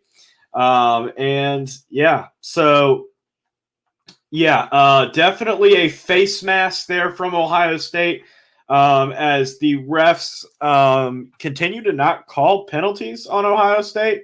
That one was pretty blatant, but whatever. It doesn't matter, but just interesting. As the point after attempt, obviously, Ohio State hit their field goal. Notre Dame did not, so this point would only make it a 7-10 game with Ohio State having the lead. Ohio State did have that one drive start off the first half that kept them in this game with a 61-yard Myron Williams blast up the side, though Marvin Harrison Jr. did get injured on that play. So we'll see what it is for Marvin Harrison Jr., as you did have a little bit of an injury concern there. There is a very big possibility that he is not 100% going into the rest of this game. I mean, and think about it this too, if he can't return, both games against Notre Dame the last 2 years, Ohio State would be losing their best receiver in the game. As last year, Jackson Smith and Jigba injured in the first quarter, didn't play the rest of the game. We'll see how Harrison comes back. Obviously, we saw last year for Ohio State against Georgia, losing him was a huge loss. I mean, they beat Georgia last year if he stays healthy and stays in the football game, but he's out. So that'll definitely be something to watch in this one. But I mean, the only point that I will make is that it does prove the fact. Like, I think that this is what would have happened last year, but like, you can't obviously say it completely because you don't know. But like, Smith and Jigba, or Marvin Harrison Jr. has done nothing this game, really. Like, he's gotten one catch for 7 yards, and then had the penalty that he got that play on that may or may not have been a penalty in what the refs are calling or not calling. Did you see the replay of the goal line? I did, yeah. They ripped his helmet clean off. I know. I'm like, why? But I'm not one of those. Go ahead. That's one of those why I see why they don't call it, because you see from both teams pushing, there's illegal hands to the face by every single player that's on the line. But Lincoln, that's not the problem. One of them's getting their helmet. Like, here's the thing. My problem is that you're right, that they haven't been calling a lot of stuff all game. But the few times that they have, they've called it on Notre Dame when both teams have been doing it. I'm sorry, but that's just blatant. I'm not saying that you needed to call the penalty there. I'm just annoyed that when you do call the penalties, you're just calling them for Ohio State and you're not calling it evenly. You're just not. Yeah, now this is that was the first play I'd seen of the third quarter, but yeah, so I don't really know exactly how penalties have gone in the third quarter, but I doubt there's been any called. There have been none called, but definitely one that should have been called, holding on Ohio State. But again, at the end of the day, I don't care to a degree. If you don't want to call penalties, fine. But then the Marvin Harrison Jr. one is not PI, because it's not like that hasn't been happening on every single play.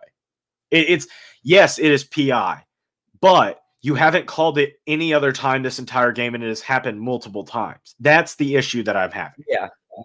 So Well, it looks like Marvin Harrison is good to go as they showed him on the sideline jumping up and down. He looks ready, and yeah, he's running out on the field now for the Buckeyes. So a he's going to be good to go. big 10-7 here ball game. It's been an entertaining one. Low scoring, but nonetheless entertaining. As it is 3.5 minutes to go here in the third quarter. Ohio State taking back over with the football. Is this only the third drive of the third quarter? no, this is the Or second drive it'd be for the Ohio fourth. State. Yeah, it'd be the fourth, right? Yeah. So Yeah. Harrison on his first play back in after injury, a nice catch for 7 yards there for I Ohio would State, only his second catch of the game. Yeah, so I'm a little bit behind you, so you do have a few seconds on me. But Harrison definitely has been a little bit of a limiting factor. Did help him that he was inside, so he did play against Thomas Harper on that play. Did get, I think Here they're going to get 6 yards on that play. here's the one thing too with Marvin Harrison though that is something that it doesn't matter what his production is. He draws the entire attention of your defense whenever he's in. So whether he's 100% or not doesn't really matter as long as he's in the football game, because that's what matters is the attention he draws and the double teams to free up some of these other guys. Yeah, here's the one thing that's going to be interesting. So Notre Dame getting a stop there, making it 3rd and 4 here. If Ohio State gives up the ball and goes 3-and-out here, Notre Dame's already had the ball for 11 minutes this quarter. You're going to start to see some, I think, wearing down of that Ohio State defensive line and just the mauling of the Notre Dame offensive line, because you were already doing it last quarter, but you have Maris Leufeld running out there, indicating some man coverage there, but possibly an audible there from Notre Dame. So it's going to be 3rd and 4 as you're going to get pressure on McCord as it's going to pop up, and it's what? What are you calling? Okay, the refs. I don't know what the refs are doing. They're screwing this game. That was Hold on, they're showing the replay now. I'm trying to watch it. I don't understand what happened. Oh, they're calling it Stover's knee was down whenever he caught the ball. Okay, yeah, I see the replay. Man, that's just that annoys the crap. Yeah, he was definitely down when he had the ball. But it really doesn't matter either way because you called him down, so you really can't change it. He was down 100%. Yeah, well, I didn't Crazy know if play he there had for Ohio possession when he State. was down. Yeah. Man, that is just that is just the luck of Notre Dame this game so far. Is the one you get pressure. Yeah, and so 1st and 10 once again, you're going to get down inside Notre Dame territory to the 41-yard line after a very difficult 3rd down conversion there from the Buckeyes. As Emeka Mbuka has really been the wide receiver to play this game. As you've seen a lot more Thomas Harper and Cam Hart on him compared to Benjamin Morrison, has kind of been locked onto Marvin Harrison Jr. for the most part, other than when he's played in the slot. The slot has really out to Harrison Jr. there. They air one out to him there, and just a tad bit overthrown. He got Cam Hart's number 5, correct? Yeah, Cam Hart's number 5. So good coverage there from Hart. Would have been a difficult catch even if it was in play. And to be honest, even there, you really can't make a much better throw than that. You can, but if you do that, then you're putting it in harm's way of Cam Hart being able to tip the ball. Like you really can't. It was just too good of coverage in my opinion, but I think that definitely something. I would have liked to have seen the throw been more of a pass up in the air for Harrison to go up and over. Yeah. Over him to make the catch rather than having to dive out for it. Correct. Yeah. Or maybe a little bit more outside. Outside maybe helps a little more. 3, 2, 1. Snap just gets off in time. So it is going to be a 1-yard tackle as that ball is once again to Chip Trainum. What happened to Mayan Williams? Like, I haven't seen him all game. I don't know if there was an injury that I haven't heard of or something, but I've only seen Chip Trainum and Travion Henderson a little bit. I really haven't seen much Mayan Williams this game. I haven't and really haven't seen a lot of Travion Henderson other than the one play. No, yeah, Trainum's been in there a lot. As McCord, nice pass for the first down for the Buckeyes. That's Igbuka again. is like I talked about with Marvin Harrison. You put him on the field and he's going to draw attention and open it up for some of these other guys. As there is a flag on the play, the officials discussing it. We'll see what they end up calling. I think it's going to be a holding here on Ohio State, but you Okay, never know with these officials. There's no telling what it could be. Yeah, you're a little bit ahead of me right now. I'm at the 32nd point. They haven't called a flag. They're still talking it. So I'll tell you what I'm at, just so you know. Yes. Personal foul on the offense, number 70. Let's see what the Oh, yeah, you can't do that. No. Well, yeah, he just negated a big play of about a 14-yard gain there. And the frustrating thing is the coverage by Thomas Harper there was actually pretty deep. Like, it wasn't great coverage, but it was good coverage. It was a tight window for McCord to get the ball in, and he put it was a good throw by McCord. Now this backs you up. You had the ball inside the Notre Dame 30. Now you're all the way back to your own 46-yard line after the big personal foul.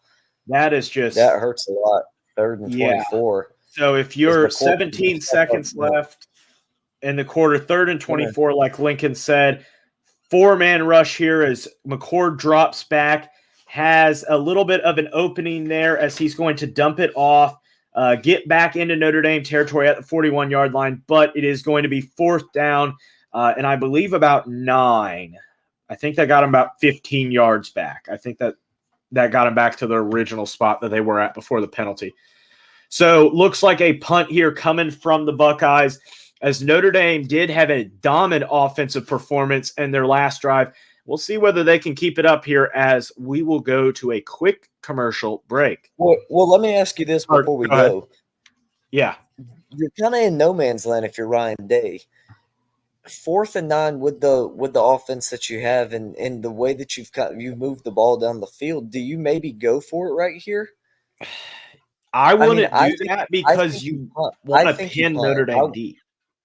Yeah, personally, I would punt and pin them deep, but it is Ryan Day. We'll see what he decides to do. Another big thing with this game is Ryan Day hasn't really won any big games other than that 2020 Sugar Bowl win over Clemson. Yeah. And then last year against Notre Dame, which, I mean, obviously you look at Notre Dame in the beginning part of the season, that wasn't as big of a game as it was really hyped up to be with the struggles Notre Dame had early on in the season, with their loss to Marshall as well. So also, just so you know, it's 4th and 11. The first down marker is at the 30-yard line. Okay, yeah. I mean, I think he punts, but it just something interesting to look at, and a little talking point here. But yeah, we'll go ahead and take a break, and we'll be back with you guys as soon as the action is back. Yeah.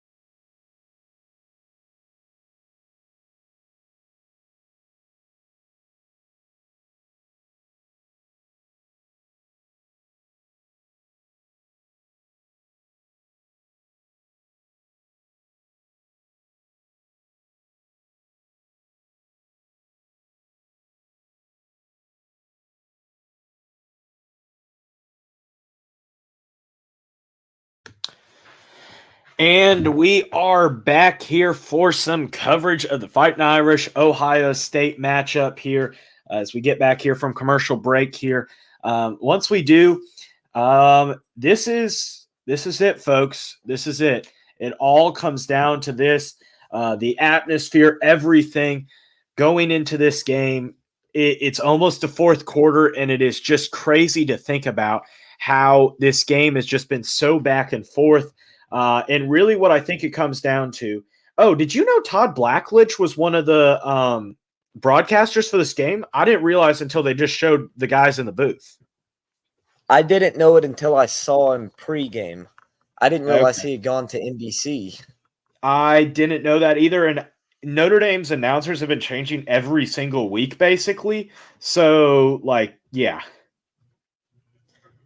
That's interesting because NBC's not partnered with Fox or CBS or any of these other ones. So he's a big name college broadcaster. So for him to have not been, because I mean, you obviously have watched every Notre Dame game. You would have known had he been on any of the other games. So for him to not be doing, and it's not like he does NFL for him. I don't think, does he? He may do NFL coverage now, but he didn't do it for ESPN, not that I knew of. Yeah, I'm not sure if he's on the Sunday Night Football crew or not. I don't think he's not a broadcaster, but he may be on like that round table that they have with like Tony not Tony Tony Dungy, Mike Tirico, Maria Taylor, all those people. He may be on that. As it is 1st and 10 here for the Irish, 14:50 left to play out this game, as it is going to be a jet sweep to no, that's not Rico Flores. That's Jaden Grayhouse. Let me know when you get to 14:31. Okay, I'm at 14:37, 14:33, 14:31. All right. So 2nd and 7 here for the Irish. Again, it probably will skip ahead here in a second and make me misplace. But Sam Hartman drops back to pass as nobody looks open right away. But you do have Jaden Grayhouse, who has a man open all the way to the 35-yard line as Notre Dame finally has a big pass play. 1st and 10 for the Irish. Plenty of breathing room now as you continue to trek your way down the field. Once again, let's see if the Irish can get the run game going a little bit. I expect to see a little bit more run heaviness now that you're outside of your own end zone. And how do you blow that as Ohio State? You rush 3 and you still leave a man wide open as a ref comes running in now. Yeah, it looked like there may have been a substitution there from Ohio State that was late or something. I don't really know. I think Notre Dame was subbing somebody in, I believe. No, it was the Notre Dame guy was just moving, but I don't know. No. That's what I think. Notre Dame subbed somebody in, and he had to go hold them in case Ohio State wanted to. Yeah.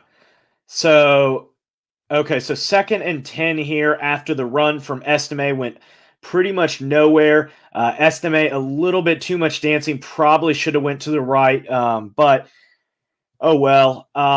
Estime, one of the best fourth quarterbacks in the country because of his strength, his physicality, and his speed. Even as he averages 10 yards a carry in the 4th quarter. 2nd and 10 here for the Irish as Mitchell Evans is in motion. Sam Hartman drops back to pass.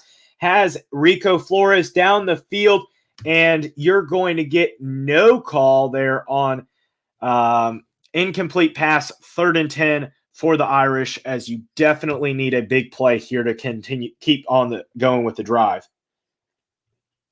Watching it live, I thought he got there early, but whenever it shows the replay, he got there right on time. I think he got there a little bit early. I'm surprised there was just a tad early. I feel like that if you're gonna call the Marvin Harrison one a penalty, I think that one's a penalty because I think you got there a tick early and you made it impossible for the Notre Dame guy to catch it in the fact that you got there a little bit early. I don't know. Again, I don't really care. As the ball's to Mitchell Evans all the way to the 40. 1st and 10 Irish. Captain Mitch. Oh, my word. Somebody needs to give him the Heisman Trophy. And I don't mean actually realistically. I mean he needs to be given one of the ones that Notre Dame has after this game. But, man, that was some layering of that football by Sam Hartman. What do you think of that throw? Just the precision over the linebacker, under the safety, right to Mitchell Evans. Yeah, that was a great throw. Put it right in between 3 Ohio State defenders. And Rico Flores in motion again as Sam Hartman hands the ball off to Audric Estime, who's going to get up and get about 6 yards on the carry, making it 2nd and 4 here for the Irish. I expect the Irish are okay on NBC. Okay, here's the other thing. Have you noticed NBC's down and distance and down markers have been really off this game? Yeah, Because they've right been now it messing says them up 3rd down. a lot. And I know it's 2nd down. Like, I know it's 2nd down. 2nd and 3 here for the Irish, as that is definitely 2nd and 4. They do correct it as Audric makes the first man miss and gets the first down to the 29.5-yard line. We'll see where they spot it. As Notre Dame continues to physically kind of impose their will on that Ohio State defensive line, which is something that was a big question coming into this game of was Ohio State's defensive line, especially if you ask Ohio State fans, that was like the big thing, that their defensive line was just better. But I think most of the national pundits and Notre Dame fans were much more in the category of Notre Dame was going to be able to impose their will offensively. Other thing for you here, what do you think about the thing that Vivid Seats put out right before the game when they said 40% of the seats are going to be Ohio State fans? I thought that was interesting. It definitely looks like there is a ton of Ohio State fans there. It ain't 40%, I can tell you that. Notre Dame gets a pass interference call. Gets one to go their way, I should say. Yeah. That was okay. That one was super blatant. He's complaining about it, but that's almost at the point to where it's just a holding penalty because he grabbed him as soon as he got off the line of scrimmage. He was holding on to it. Yeah. Well, he bear hugged him. It's holding, pass interference, both of them, whatever one you want to call. He's all over him. Yeah. Well, it was PI because the ball was in the air. So that was the only difference. But 1st and 10 here for the Irish at the 20-yard line. I think they just called a holding because it only was 10 yards, right? I think so. As we are going to get I don't know what. Do we have timeout on somebody? Timeout Notre Dame. Interesting timeout there. Yeah, interesting. Didn't see that coming. But what are your thoughts? I think the play clock might have been ticking down. It may have been. I didn't see it. NBC's play clock is terrible this game. Like, it's so small and it's not a good font, or it's not a good coloring of red. I'll be honest, NBC's broadcast has been kind of crap. No. Say that again? Yeah, it's been hard to notice, and I said it's been hard to notice whenever it ticks down, because like you can see it fine, but you don't pay attention to it until it's red, but it doesn't really get your attention. It kind of blends. It's a darker red, kind of blends with the black. Yeah, yeah. Generally it's been fine this season, but the NBC, I will say this: the NBC's broadcast for Notre Dame has kind of been like. That's the one thing about like a new broadcast deal with NBC is I want them to dramatically improve the broadcast, because I just feel like the broadcasts have just not been very good. It has been very kind of like for it being like your big team, like that kind of, it also kind of concerns me when you add the Big Ten. When NBC has a broadcasting deal with the Big Ten, like that concerns me in the fact that is Notre Dame going to get put on the back burner? Because I really feel like they shouldn't, but maybe. Yeah, potentially it's definitely something to watch for, to see how NBC does that. I think right now Notre Dame definitely has the advantage in this game despite being down 3. There's 10 minutes to go in the game. They got it 2nd and 4 deep inside Ohio State territory at the 14. You put a touchdown on the board here, get a stop. Ohio State may not get the ball back. Well, here's Jeremiah Love up the middle as he continues to push and push, as you are going to get all the way down to the 4-yard line of Ohio State. As it is going to be 1st and goal here for the Irish. Jeremiah Love getting a lot of, love from the play calling, particularly here, as you definitely had a lot of carries from him, as Notre Dame offensively 30 plays this half, 193 yards, and just has absolutely controlled the ball. As Notre Dame, here's the thing. Oh, yes, baby. We're back to the T formation. I'm loving it. I'm loving it. I'm loving it. As Notre Dame continues to push the ball, it's going to be about a 2-yard gain. For about half a second, I thought 85 who got pushed into the end zone was Estime. Yeah. So Because he what just are kind of came busting out of the middle of the pile and into the end zone. Yeah, so I'm glad to see Notre Dame bringing in the T form. I think these creative two-back run sets and then the T formations, I've really enjoyed them because Notre Dame has been able to get a lot of push offensively, and I feel like the two-back sets, it adds a little bit of pressure to Ohio State's defense, and it makes it where Sam Hartman drops back to pass here as he has an open Rico Flores touchdown Irish. Yes, sir. Yes, sir. Touchdown Notre Dame. 13-10 Irish as Notre Dame is continually imposing their will on the Ohio State Buckeyes. 11 plays, 96 yards, 6 minutes and 28 seconds off the clock. I do apologize for any excitement as we are looking at a making of this Notre Dame team that just has not been seen since Lou Holtz. And here comes the biggest play of the game right now. If you're Notre Dame to this point is the extra point to make this a 4-point game. Well, here's the thing. If you're Notre Dame, you said it perfectly. If Notre Dame can get one stop, you could end this ball game because your team offensively is just so physically dominant. All I need is this defense to give me one stop. You've done it all throughout the night. I need one stop, folks. One stop, ladies and gentlemen. We're going to take one final break here because after this, I'm just going to be completely on it. I don't care. I'm just going to be on the broadcast. So I'm going to take one quick break. Lincoln, you do as you may. I'm going to get some water and get ready for this final 8 minutes and 22 seconds of this ball game.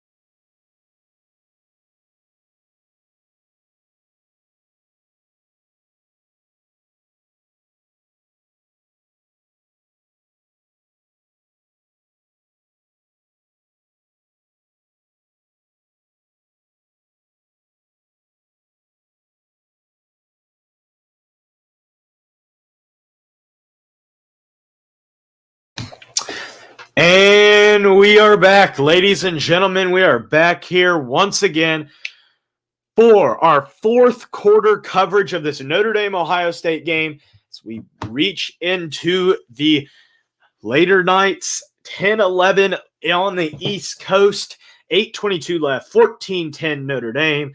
3 timeouts to the Buckeyes, 2 timeouts to the Irish, and it is a big final drive. Big final drive.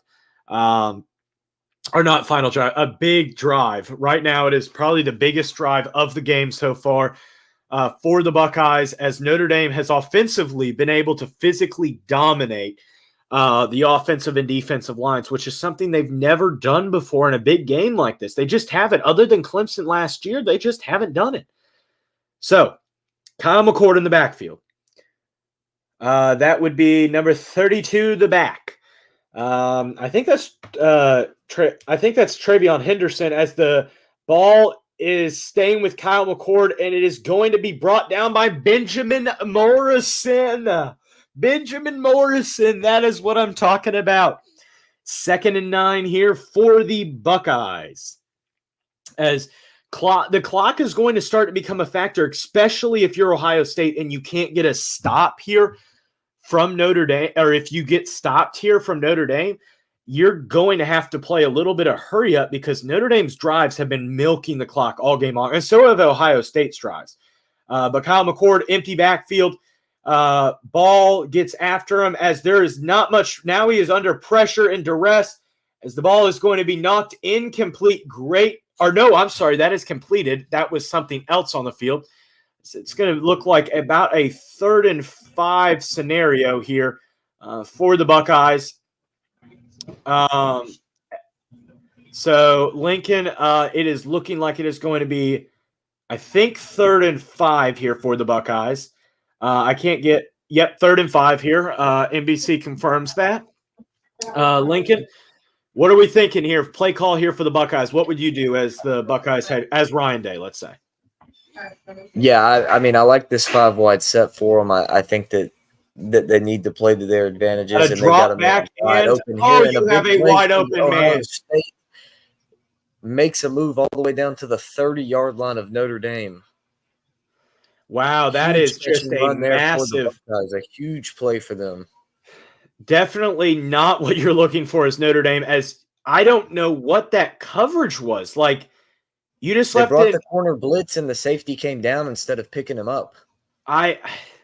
Wow, that is just a massive miscommunication. Great read by Kyle McCord there, but a massive miscommunication there. The biggest problem with that play is the corner jumped a little bit early and showed his move, and McCord picked it up and immediately read the play. Yeah, as looked to be a little bit of a false start there on the Buckeyes, a little bit of a jump there from the left side of the offensive line. Looked like it could have been the guard or the tackle, but the ref will confirm what it is. False start there. Going to make it 1st and 15. I don't really like this officiated. Like, even that was a clear false start, and they blew the whistle so late. Yeah, they really did. Like Henderson was about to turn after the pitch, before they blew the whistle and came in and threw the flag. Yeah, it's not been a great officiating crew. That was the tackle there. Been one of the most penalized tackles in all of college football the past 2 years. 5:48 left on the clock. Kyle McCord in an empty backfield. Going to have a blitz here from Notre Dame, as it's going to get off there too, and you're going to have clear pass interference there. Henderson was just that you got there a little bit early as JD Bertrand. Definitely a clear PI. Got to play better coverage than that. The biggest problem with it is he never turned. He just ran straight through him. Yeah, if you turn, you're not going to probably get called for that, because they haven't really been calling that, but yeah, he turned and hit him for the ball even showed up, before the ball even hit the ground. He was the annoying thing is he didn't. If he just turned and didn't panic as much, he would have been fine. Like, it was an underthrown pass. It wasn't a good pass. That's frustrating. So first, definitely one McCord missed, because had he hit him in stride, that's a touchdown for Ohio State. Oh yeah, and it was short even when JD Bertrand hit Travion. So a fake handoff off of read option as Notre Dame. There is plenty of holding going on that play, and it is going to be tipped out, a bounce by Benjamin Morrison. To be honest, that was more likely to be an INT than it was a completion. I thought we were going to see him try and throw the ball back into number who was that? Number 0. Oh yeah, that would have been so cool, man. Like, I believe Arizona did that like 10 years ago. Yeah, the only problem with that The is guy picked it off and threw it back into his the only teammate. the only problem with that is the Ohio State guy is also right there, so I'm fine with just knocking that pass Oh, down. yeah. I was just meaning it would have been, it would have been really cool if he was able to do that. As Henderson And breaks a Henderson, tackle, oh, he's you're going going to to be get a down to yard the short of 11. the first down. A massive third down here for the Irish. As the Irish have done a very good job at kind of clogging up Ohio State inside. So I kind of wonder what will come of this third down attempt, as you're going to probably get a kind of interesting third down call here from the Buckeyes. Henderson was a shoestring away from a touchdown at the least, first and goal from the 5. Yeah, so 5:18 on the clock. Now the clock's moving. And I don't know why the clock stopped, to be honest. It shouldn't have. 3rd and 1. It's rolling now. Okay, so 3rd and 1, 5:05 left. Got a man in motion as Kyle McCord hands it off, and he's going to be short. He's going to be short. He's short. It's 4th down. It's 4th down. Line judge, if you call that as a first down, I'm going to have a fit. I think short. he's calling it 4th down. He's calling him short. Okay. That was the way he came running in, though. That looked like he was. Yeah, he's about he's inches short, like maybe 6 or 7. They're going to stay out there. This is the game. He's the width of his elbow from the first down. Kyle McCord in the backfield. This is what I don't understand. Clemson did it as well. Why are you in shotgun when you have half an inch to go? Okay, they're trying to draw him off sides, I think. Timeout, Notre Dame. Oh, fantastic. Or no, Ohio State called the timeout. Okay. I thought Notre Dame was up top on the thing. Okay. Ohio State calls the timeout. Are you kicking it? I don't get that. No, I think they were trying to draw them off sides, and then they're going to draw up a 4th down play. That's what they're doing. Yeah, because here's the thing, you have to go for it because Notre Dame probably isn't going to give you the ball back. Well, you have to go for it now that you use a timeout for sure. Oh, yeah. You have to go for it. With 4 minutes, you have no option but to go for it now. And honestly, why wouldn't you? If you're Notre Dame here, I'm fine. If you well, think about this. Even if you don't get it, Notre Dame takes over inside their own 20-yard line. Yeah, but why would you not go for it? Yeah, well, here's the thing. Well, it also you gave Notre Dame the ball at the 4-yard line last time, and they drove all the way down the field. But here's the thing: if you're Notre Dame, I want you to completely and entirely sell out for the run up the middle.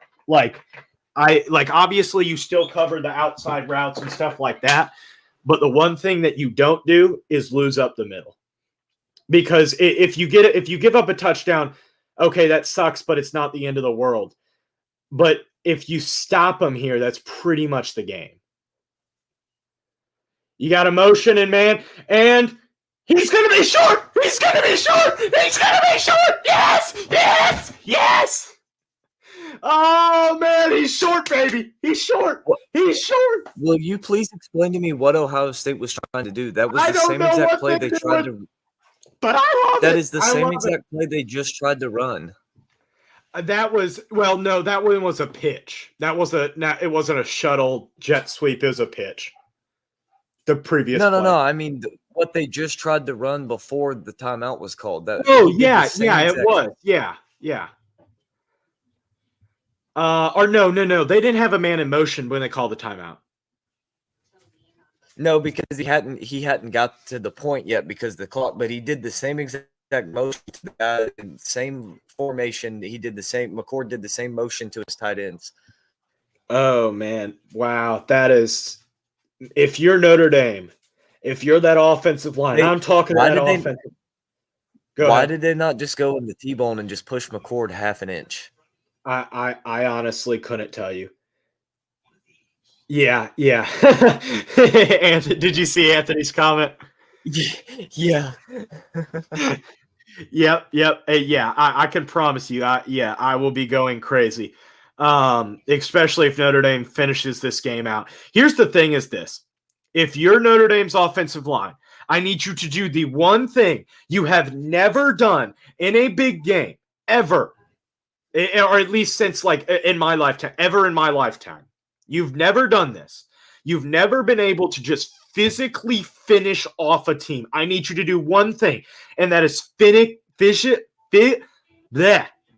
physically finish off Ohio State. I need them wiped off the face of this earth. You've worn them out all this game. You've had the ball for like 22 or 23 minutes, I think, this game. So, or in the second half alone. Here, you don't have the ESPN broadcast look or the game cast pulled up, do you? Got it right here. What do you need to know? Okay. Time of possession. Time of possession. Let me get this pulled up real quick. I just opened my ESPN app to check our roundup scores. Yeah, you're winning this week, and it's not close. No, I'm only ahead of you by a game right now. But well, Washington Oregon State 2 touchdowns, and we'll see what Miss State and South Carolina do. Yeah. All right, time of possession. This will be for the full game because ESPN won't let me do it, split up.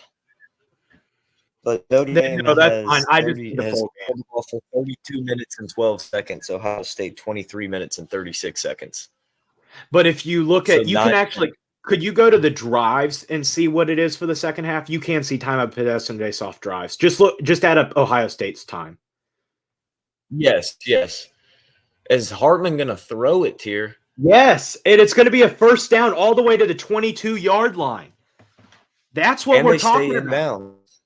Yeah, that's perfect. All right, so for Notre Dame in the second half, 3:35, 7:39, 6:28, and then this drive. For Ohio State, 11 seconds, 3:38, and 4:10. So for Ohio State, you're looking at about 8 minutes? Yeah, about 8 minutes. Compared to Notre Dame's 20 minutes? 24 minutes? What are we, I'm trying to add these numbers up in my head, and it's not really working. Okay, you got a man in motion. That's about right. Oh, my word. Aldrich estimates straight up the middle for 11 yards. This is it, boys. This is it. We need ground and pound. I want you to physically impose your will. 11 yards from Estime. Up the middle. That's just what we're talking. That's Notre Dame football. That is Notre Dame football. Here's the only thing. You cannot turn this ball over. Knocking on my wooden desk there. But yeah, I don't want a Sam Hartman pass. I don't want to see it. Unless if it's 3rd and 10 or something, or like a long third down, then sure, yeah. Otherwise, I just want a run play. What are we doing? Why? That is huge for Ohio State. Now you have to pass it. Why? A good timeout call there from Ohio State without letting them run another 40 seconds off, because if you get a stop on this next, like Notre Dame's going to have to throw the football now. So you have, the potential for the incomplete pass. So a good usage of the timeouts there from Ryan Day. One of the few smart things he's done in this football game. Yeah. If you're Notre Dame, though, I could also see you very well. I could also see you running the ball still, because you still have If you're Notre Dame, I say you run the ball on both the next plays. I mean, you have the backs to potentially get a first down. And at the worst, you make Ohio State, 1, use their last time out, and 2, you run 40 more seconds off the clock. You give them barely any time, and you trust your defense to make Ohio State go the whole game. Yeah. Mm-hmm. Yeah. The Packers here's the problem. Go ahead. Here's the problem. There's about 2.5 minutes left in the football game. If you throw 2 incomplete passes, Ohio State's going to take over with about, 2 minutes on the clock and a timeout left to work with. Yeah, you can't do that. Like, if you're Notre Dame, I'm maybe doing an RPO. I don't know. Like, I just I don't don't know. like it I'm because running the football and making them use those timeouts. I'm making them use that timeout, and I'm making them, um, and I'm making them. I'm trusting my defense. I mean, they've been points all game. yeah, because here's the other thing: you have to score a touchdown if you're Ohio State. Oh, other thing is Packers Lions. Who you got? Thursday night football. It's at Lambeau. I don't know. I got the Packers beating the Saints tomorrow. I think I'm going to take the Lions in that Thursday night football game, though.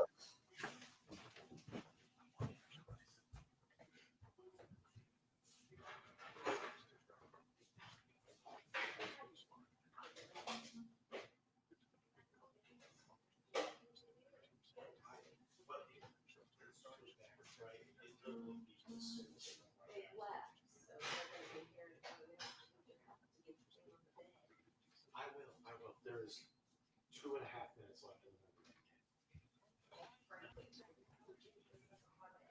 I know. I will. Give me a minute.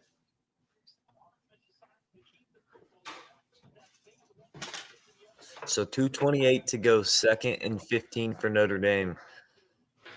I say you It hand the looks ball like off and just well, you're going to you throw get it here with a. Hartman. Oh my Almost word! intercepted. Wow, 3rd and 15 And see, now. this That is what I'm was talking about. Now you have third and 15. You only took 4 seconds off the clock there, and you about threw a pick. that was a bad If throw he by intercepts Sam that, Hartman. if he intercepts that football, Ohio State takes over at the 24-yard line. Yeah. If you're Notre Dame, like the big thing that you got to be thinking about here, you obviously passed the ball now. If you're thinking about it here, the middle of the field has been pretty open, so I'd like to see something up the middle of the field. So you do get a run play here from. Smart play here just to run the football. Make Ohio State use the timeout. So it looks like they're not going to use the timeout. Interesting. No, they're going to hold on to it. So I would you I would call the timeout. I guess I would hold on. You said what? I said I would call the timeout. I would rather have 40 seconds than have a timeout. I don't know. I would hold on to the timeout because that way, the longer you hold on to that, the longer you can work the middle of the field. Yeah. So you got but 40 seconds is a long time. Wow, that ref was Johnny on the spot with 0 seconds. Or no, they called false start. I don't like Marcus Freeman. I would have used the timeout because now you back yourself up even more. You back up. I know it's only 5 yards, but still. Well, no, they called a false start. Oh, a false start. Okay. Well, even still, they didn't get the didn't get the snap off in time either. Yeah. Well, let's see here. So you got the punt from John Sott. Good punt, good high punt. And you're going to get all the way down 35-yard line. 35. 126 left in this game. To go for Ohio State. 126, one timeout left. I did not like the play calling there from Marcus Freeman. I think that I didn't either. Yeah, I think that first of all, I think the big issue was on first down. You run the ball. You just do. You do. Well, they did run the ball. The problem is they ran some stupid read option play and it got absolutely blown up. Well, it got sacked on first down. So, yeah, I guess. Well, I guess he got there so quick. I couldn't tell if it was a read option, a handoff, or a play action play. He got there. I think it may have. I think it may have been a read option, and Sam Hartman just decided to pull it, hoping that the Ohio State defenders would go after Estime. But I just disagree with that move by Sam Hart. Obviously, it's in the moment. It's hard. Like that's a tough decision to make. I think it was good to pull it because you don't want to give it to Estime, because if he would have let go of it, Estime would have had it right as he got hit. Well, Estime's strong, and Estime probably would have had it for a tenth of a second before he got hit. Like he would have had it before he got hit. I think it's fine. I think you give it to Estime and give it to the guy that's 220 pounds and has all that muscle on him. I don't know. I would have personally, I would have lined up in the I formation and handed it off, or done a play action off of that, like a really heavy play action with a deep shot. Either a run play or a heavy heavy play action. So again, I probably would have ran it on first down, just I formation.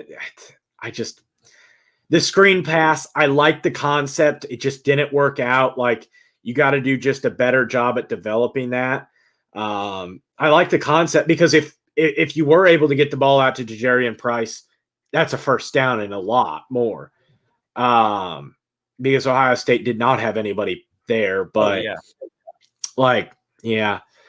if you're Notre Dame, you also have 2 timeouts. So I'm looking at our roundup, and this game's going to decide it pretty much. South Carolina seems to be beat Mississippi State, as they're up 10 with 9.5 to go, and Mississippi State has the ball 4th and 3 from their own 38. Meanwhile, Washington State up 10 with a minute to go in that one. So a minute and 26. I'm up a game, so I'm either going to win this week by 2 games or we're going to tie.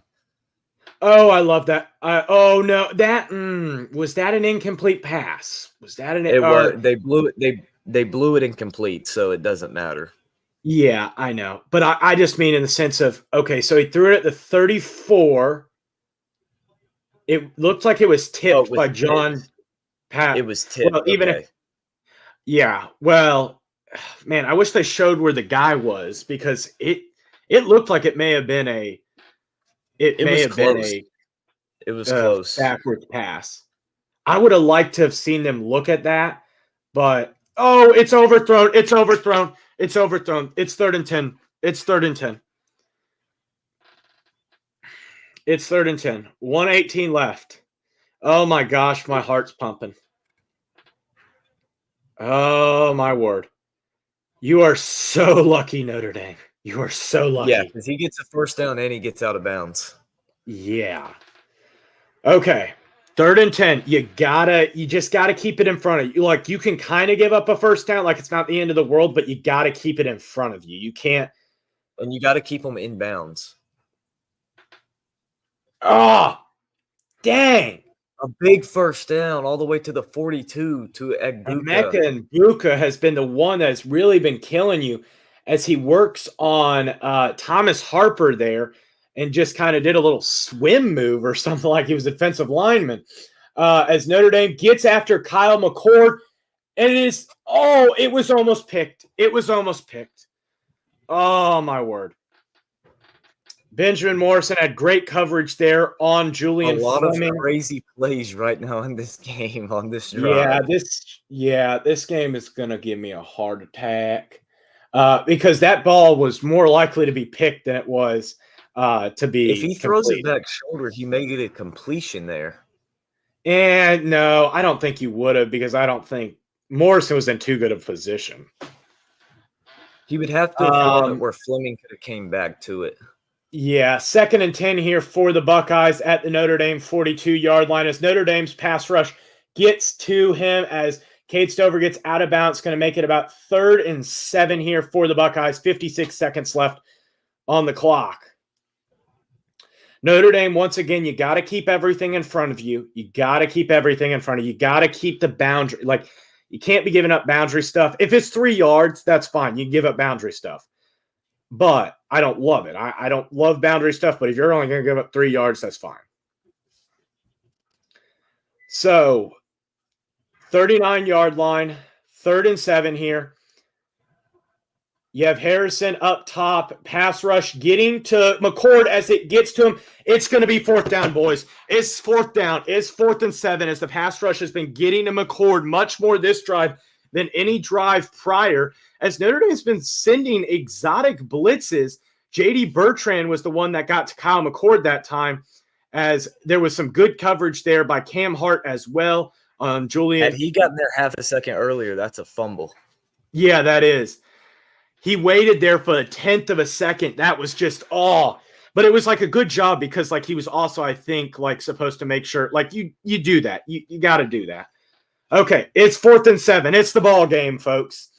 Kyle McCord, empty backfield. Notre Dame looks like they're playing cover 2. They send and a timeout there from Marcus Freeman. A great job to call a timeout there. I do like to call it right before they play, so you kind of got to see a little bit of an idea of what they're doing. I do like to call the timeout. 50 seconds left. 50 seconds left. Or they're going to put 51. Reset the defense because technically this isn't the ball game, but at the same time, it very well could be. It could be if you get a stop. Oh yeah, you get the stop, you win. So I like the timeout. You still have one in your pocket if you need it. Correct. Yeah. If you need to ice it, I'd say if you need to ice a kicker, but you don't need to. Well, more of if you have a hard time getting a play in, or if miscommunication on a sub or something, just anything. It gives you the opportunity to call a timeout. So if you're Notre Dame here, do you blitz? It's been working this drive. I bring pressure. Your corners have been playing great, and you've been getting home, especially on this drive. I bring the heat. Yeah.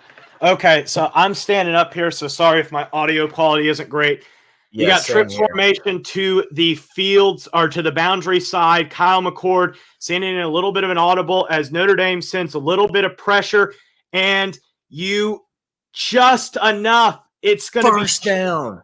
Oh, my word. It's just enough. Oh. You had a lot of traffic there, and you get barely enough.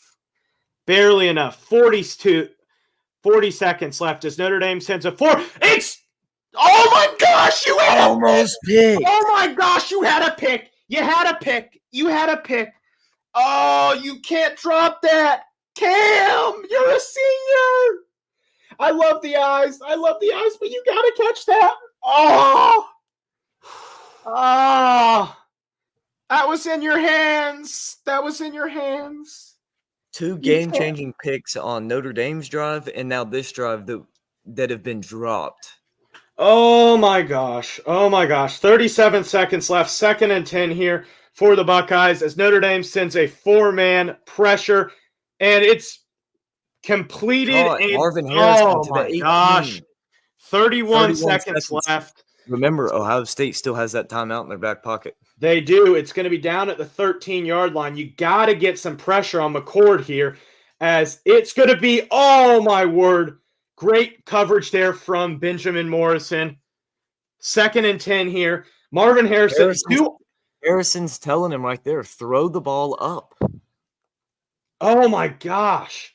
To be honest, you could have had – Throw the ball up. You could have almost had offensive PI because of the holding of Benjamin Morrison's left arm. Oh, my word. There's 22 seconds left in this game, and it is going to come down to every second, every yard here, folks.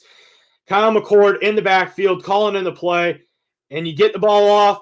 Notre Dame brings a blitz, and they have Kyle McCord in the backfield.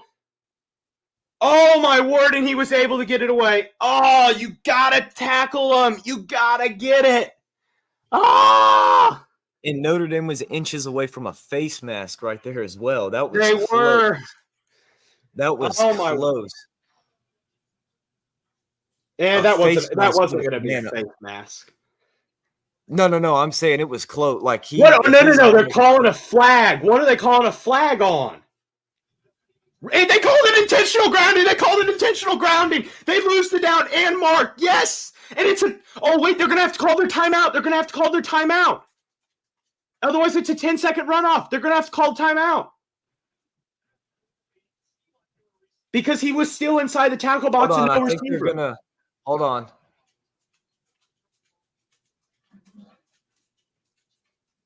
Yeah, he was still inside the tackle box. It doesn't look like it made it. No, so it's going to be 3rd and 10 now. Wait, did they call it intentional grounding or no?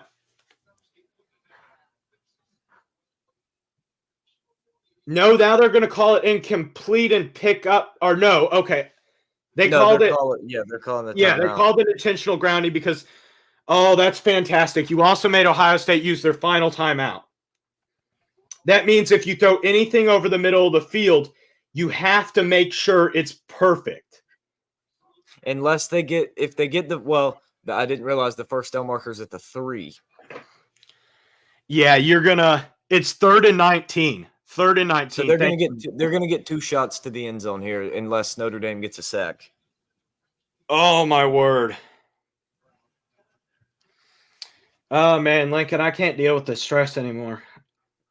I don't even care about either one of these teams, and I'm sitting here stressed out. Oh my word. Between this and last night, man. This isn't good. This isn't good for my health. This really isn't. Okay, it's 3rd and 19, 15 seconds left. If you throw something over the middle, you're kind of screwed because you can't spike it. And you have to go like it's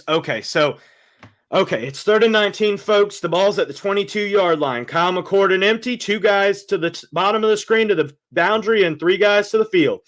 Notre Dame sends a 3-man pressure package as you have somebody. Oh my gosh, it's caught at the 1 freaking yard line. Oh my freaking gosh. So they're going to have 6 seconds from the 1.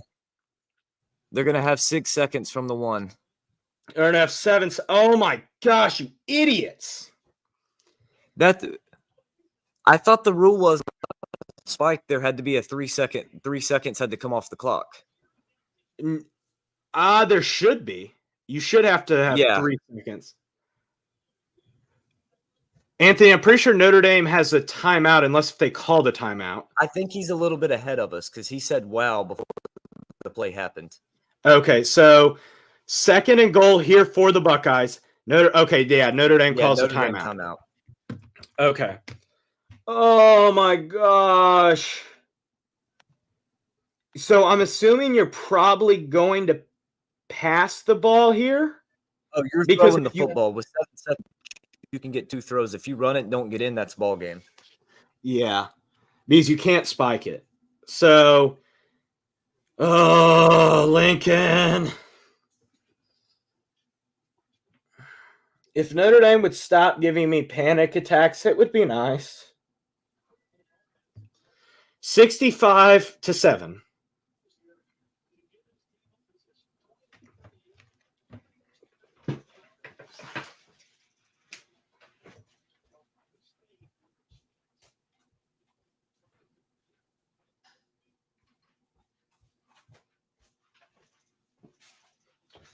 Oh, Notre Dame. Okay, Notre Dame.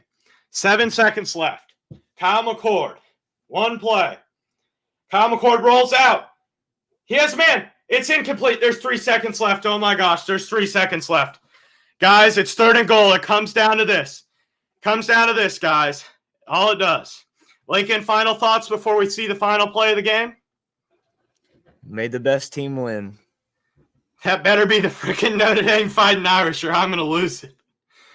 Oh, my word. Somebody call 911 and send them to Reichley if Notre Dame loses. Okay, this is it. I'll call this play. This is it for Notre Dame broadcasting experience. Kyle McCord in shotgun. They hand the ball off. And touchdown! Oh my gosh! Touchdown! Oh! Touchdown! Oh! Oh my gosh. Good. They're going to review it, but there's no way they overturn that. Wow.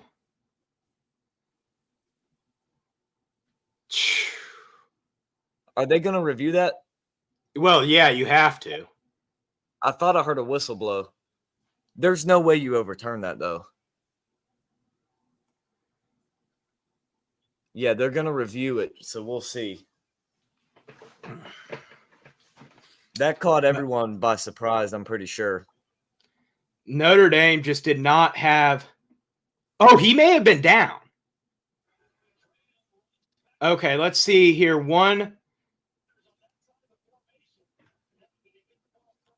Oh my gosh, she's in. By an inch. Oh my gosh. By an inch. Barely. You got to be kidding me. Oh.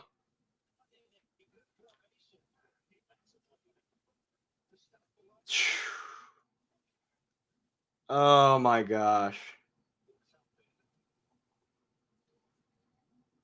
Oh my word. Man. Wow. Well, that's going to wrap it up.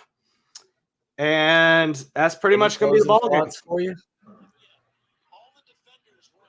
That was, if Notre Dame drops a single spot, I'll be quite upset, to be honest.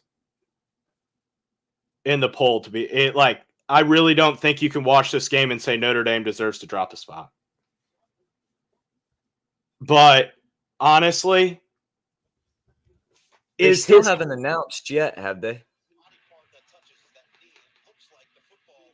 They're saying they may have a second on the clock, so Notre Dame may get a chance at a hold on, don't end the stream yet. They may get a chance at a flickaroo here.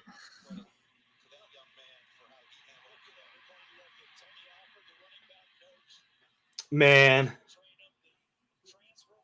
They confirmed the touchdown. We'll see if they put a second on the clock or not. I don't think they will.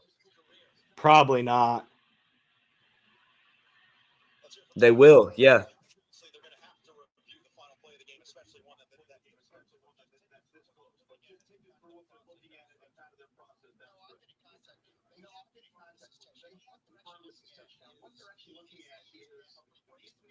Okay, so the rules guy for NBC said that he has been in contact with them and they have confirmed the touchdown. They're looking to see if there is time left on the clock, and it looks like there is a second left. Yeah. So does Notre Dame convert the laterals, or do they just fall on the ball and let Hartman air it out? No, you convert on the laterals. We'll see here. Here's the call.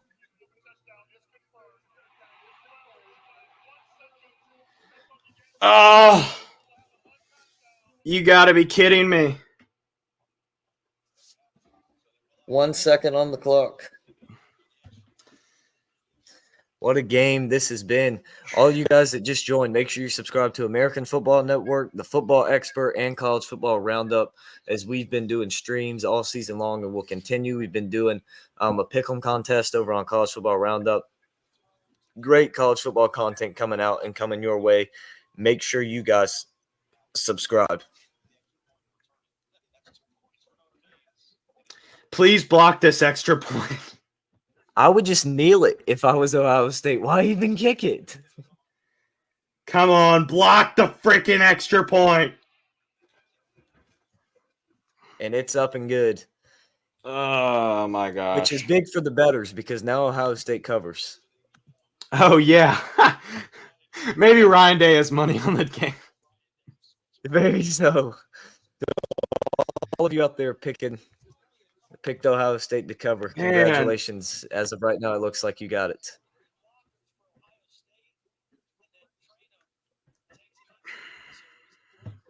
Yeah, that was a perfect setup for Ohio State to hand that football off because Notre Dame didn't see it coming, and they put all their defenders on one side, and Trainum was just barely able to power his way into the end zone.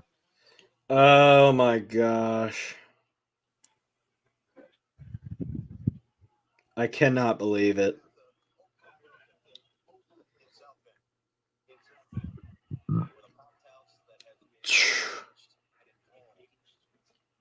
I'll be honest, you couldn't have asked for a better game. Oh, no, you could not have asked for a better football game.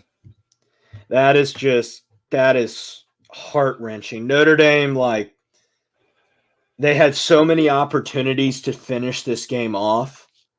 At that 3rd and 19 where you got that first down at the 1-yard line, like that is just Did you pull the Dabo Swinney and kick the onside? okay. It goes It's out going of to go out of bounds. bounds. Interesting. Is that what you want if you're Notre Dame? I don't think it matters. I think you have an equal shot either way of laterals or a Well, Hail at least Mary. Sam Hartman gets one more chance for glory. Good thing is for Notre Dame, for the last 10 years, you wouldn't have had a quarterback with the arm to get the ball down there. Yeah, yeah. Well, you still But don't have the arm to get it all the way down. You don't have Joe Milton. This is the one scenario that you need Joe Milton at quarterback. Hartman can get the ball to the end zone. If you're not 65 yards, Hartman can throw at 65. If I'm Ohio State, I don't even put anybody up on the line. I just put them all at the end zone.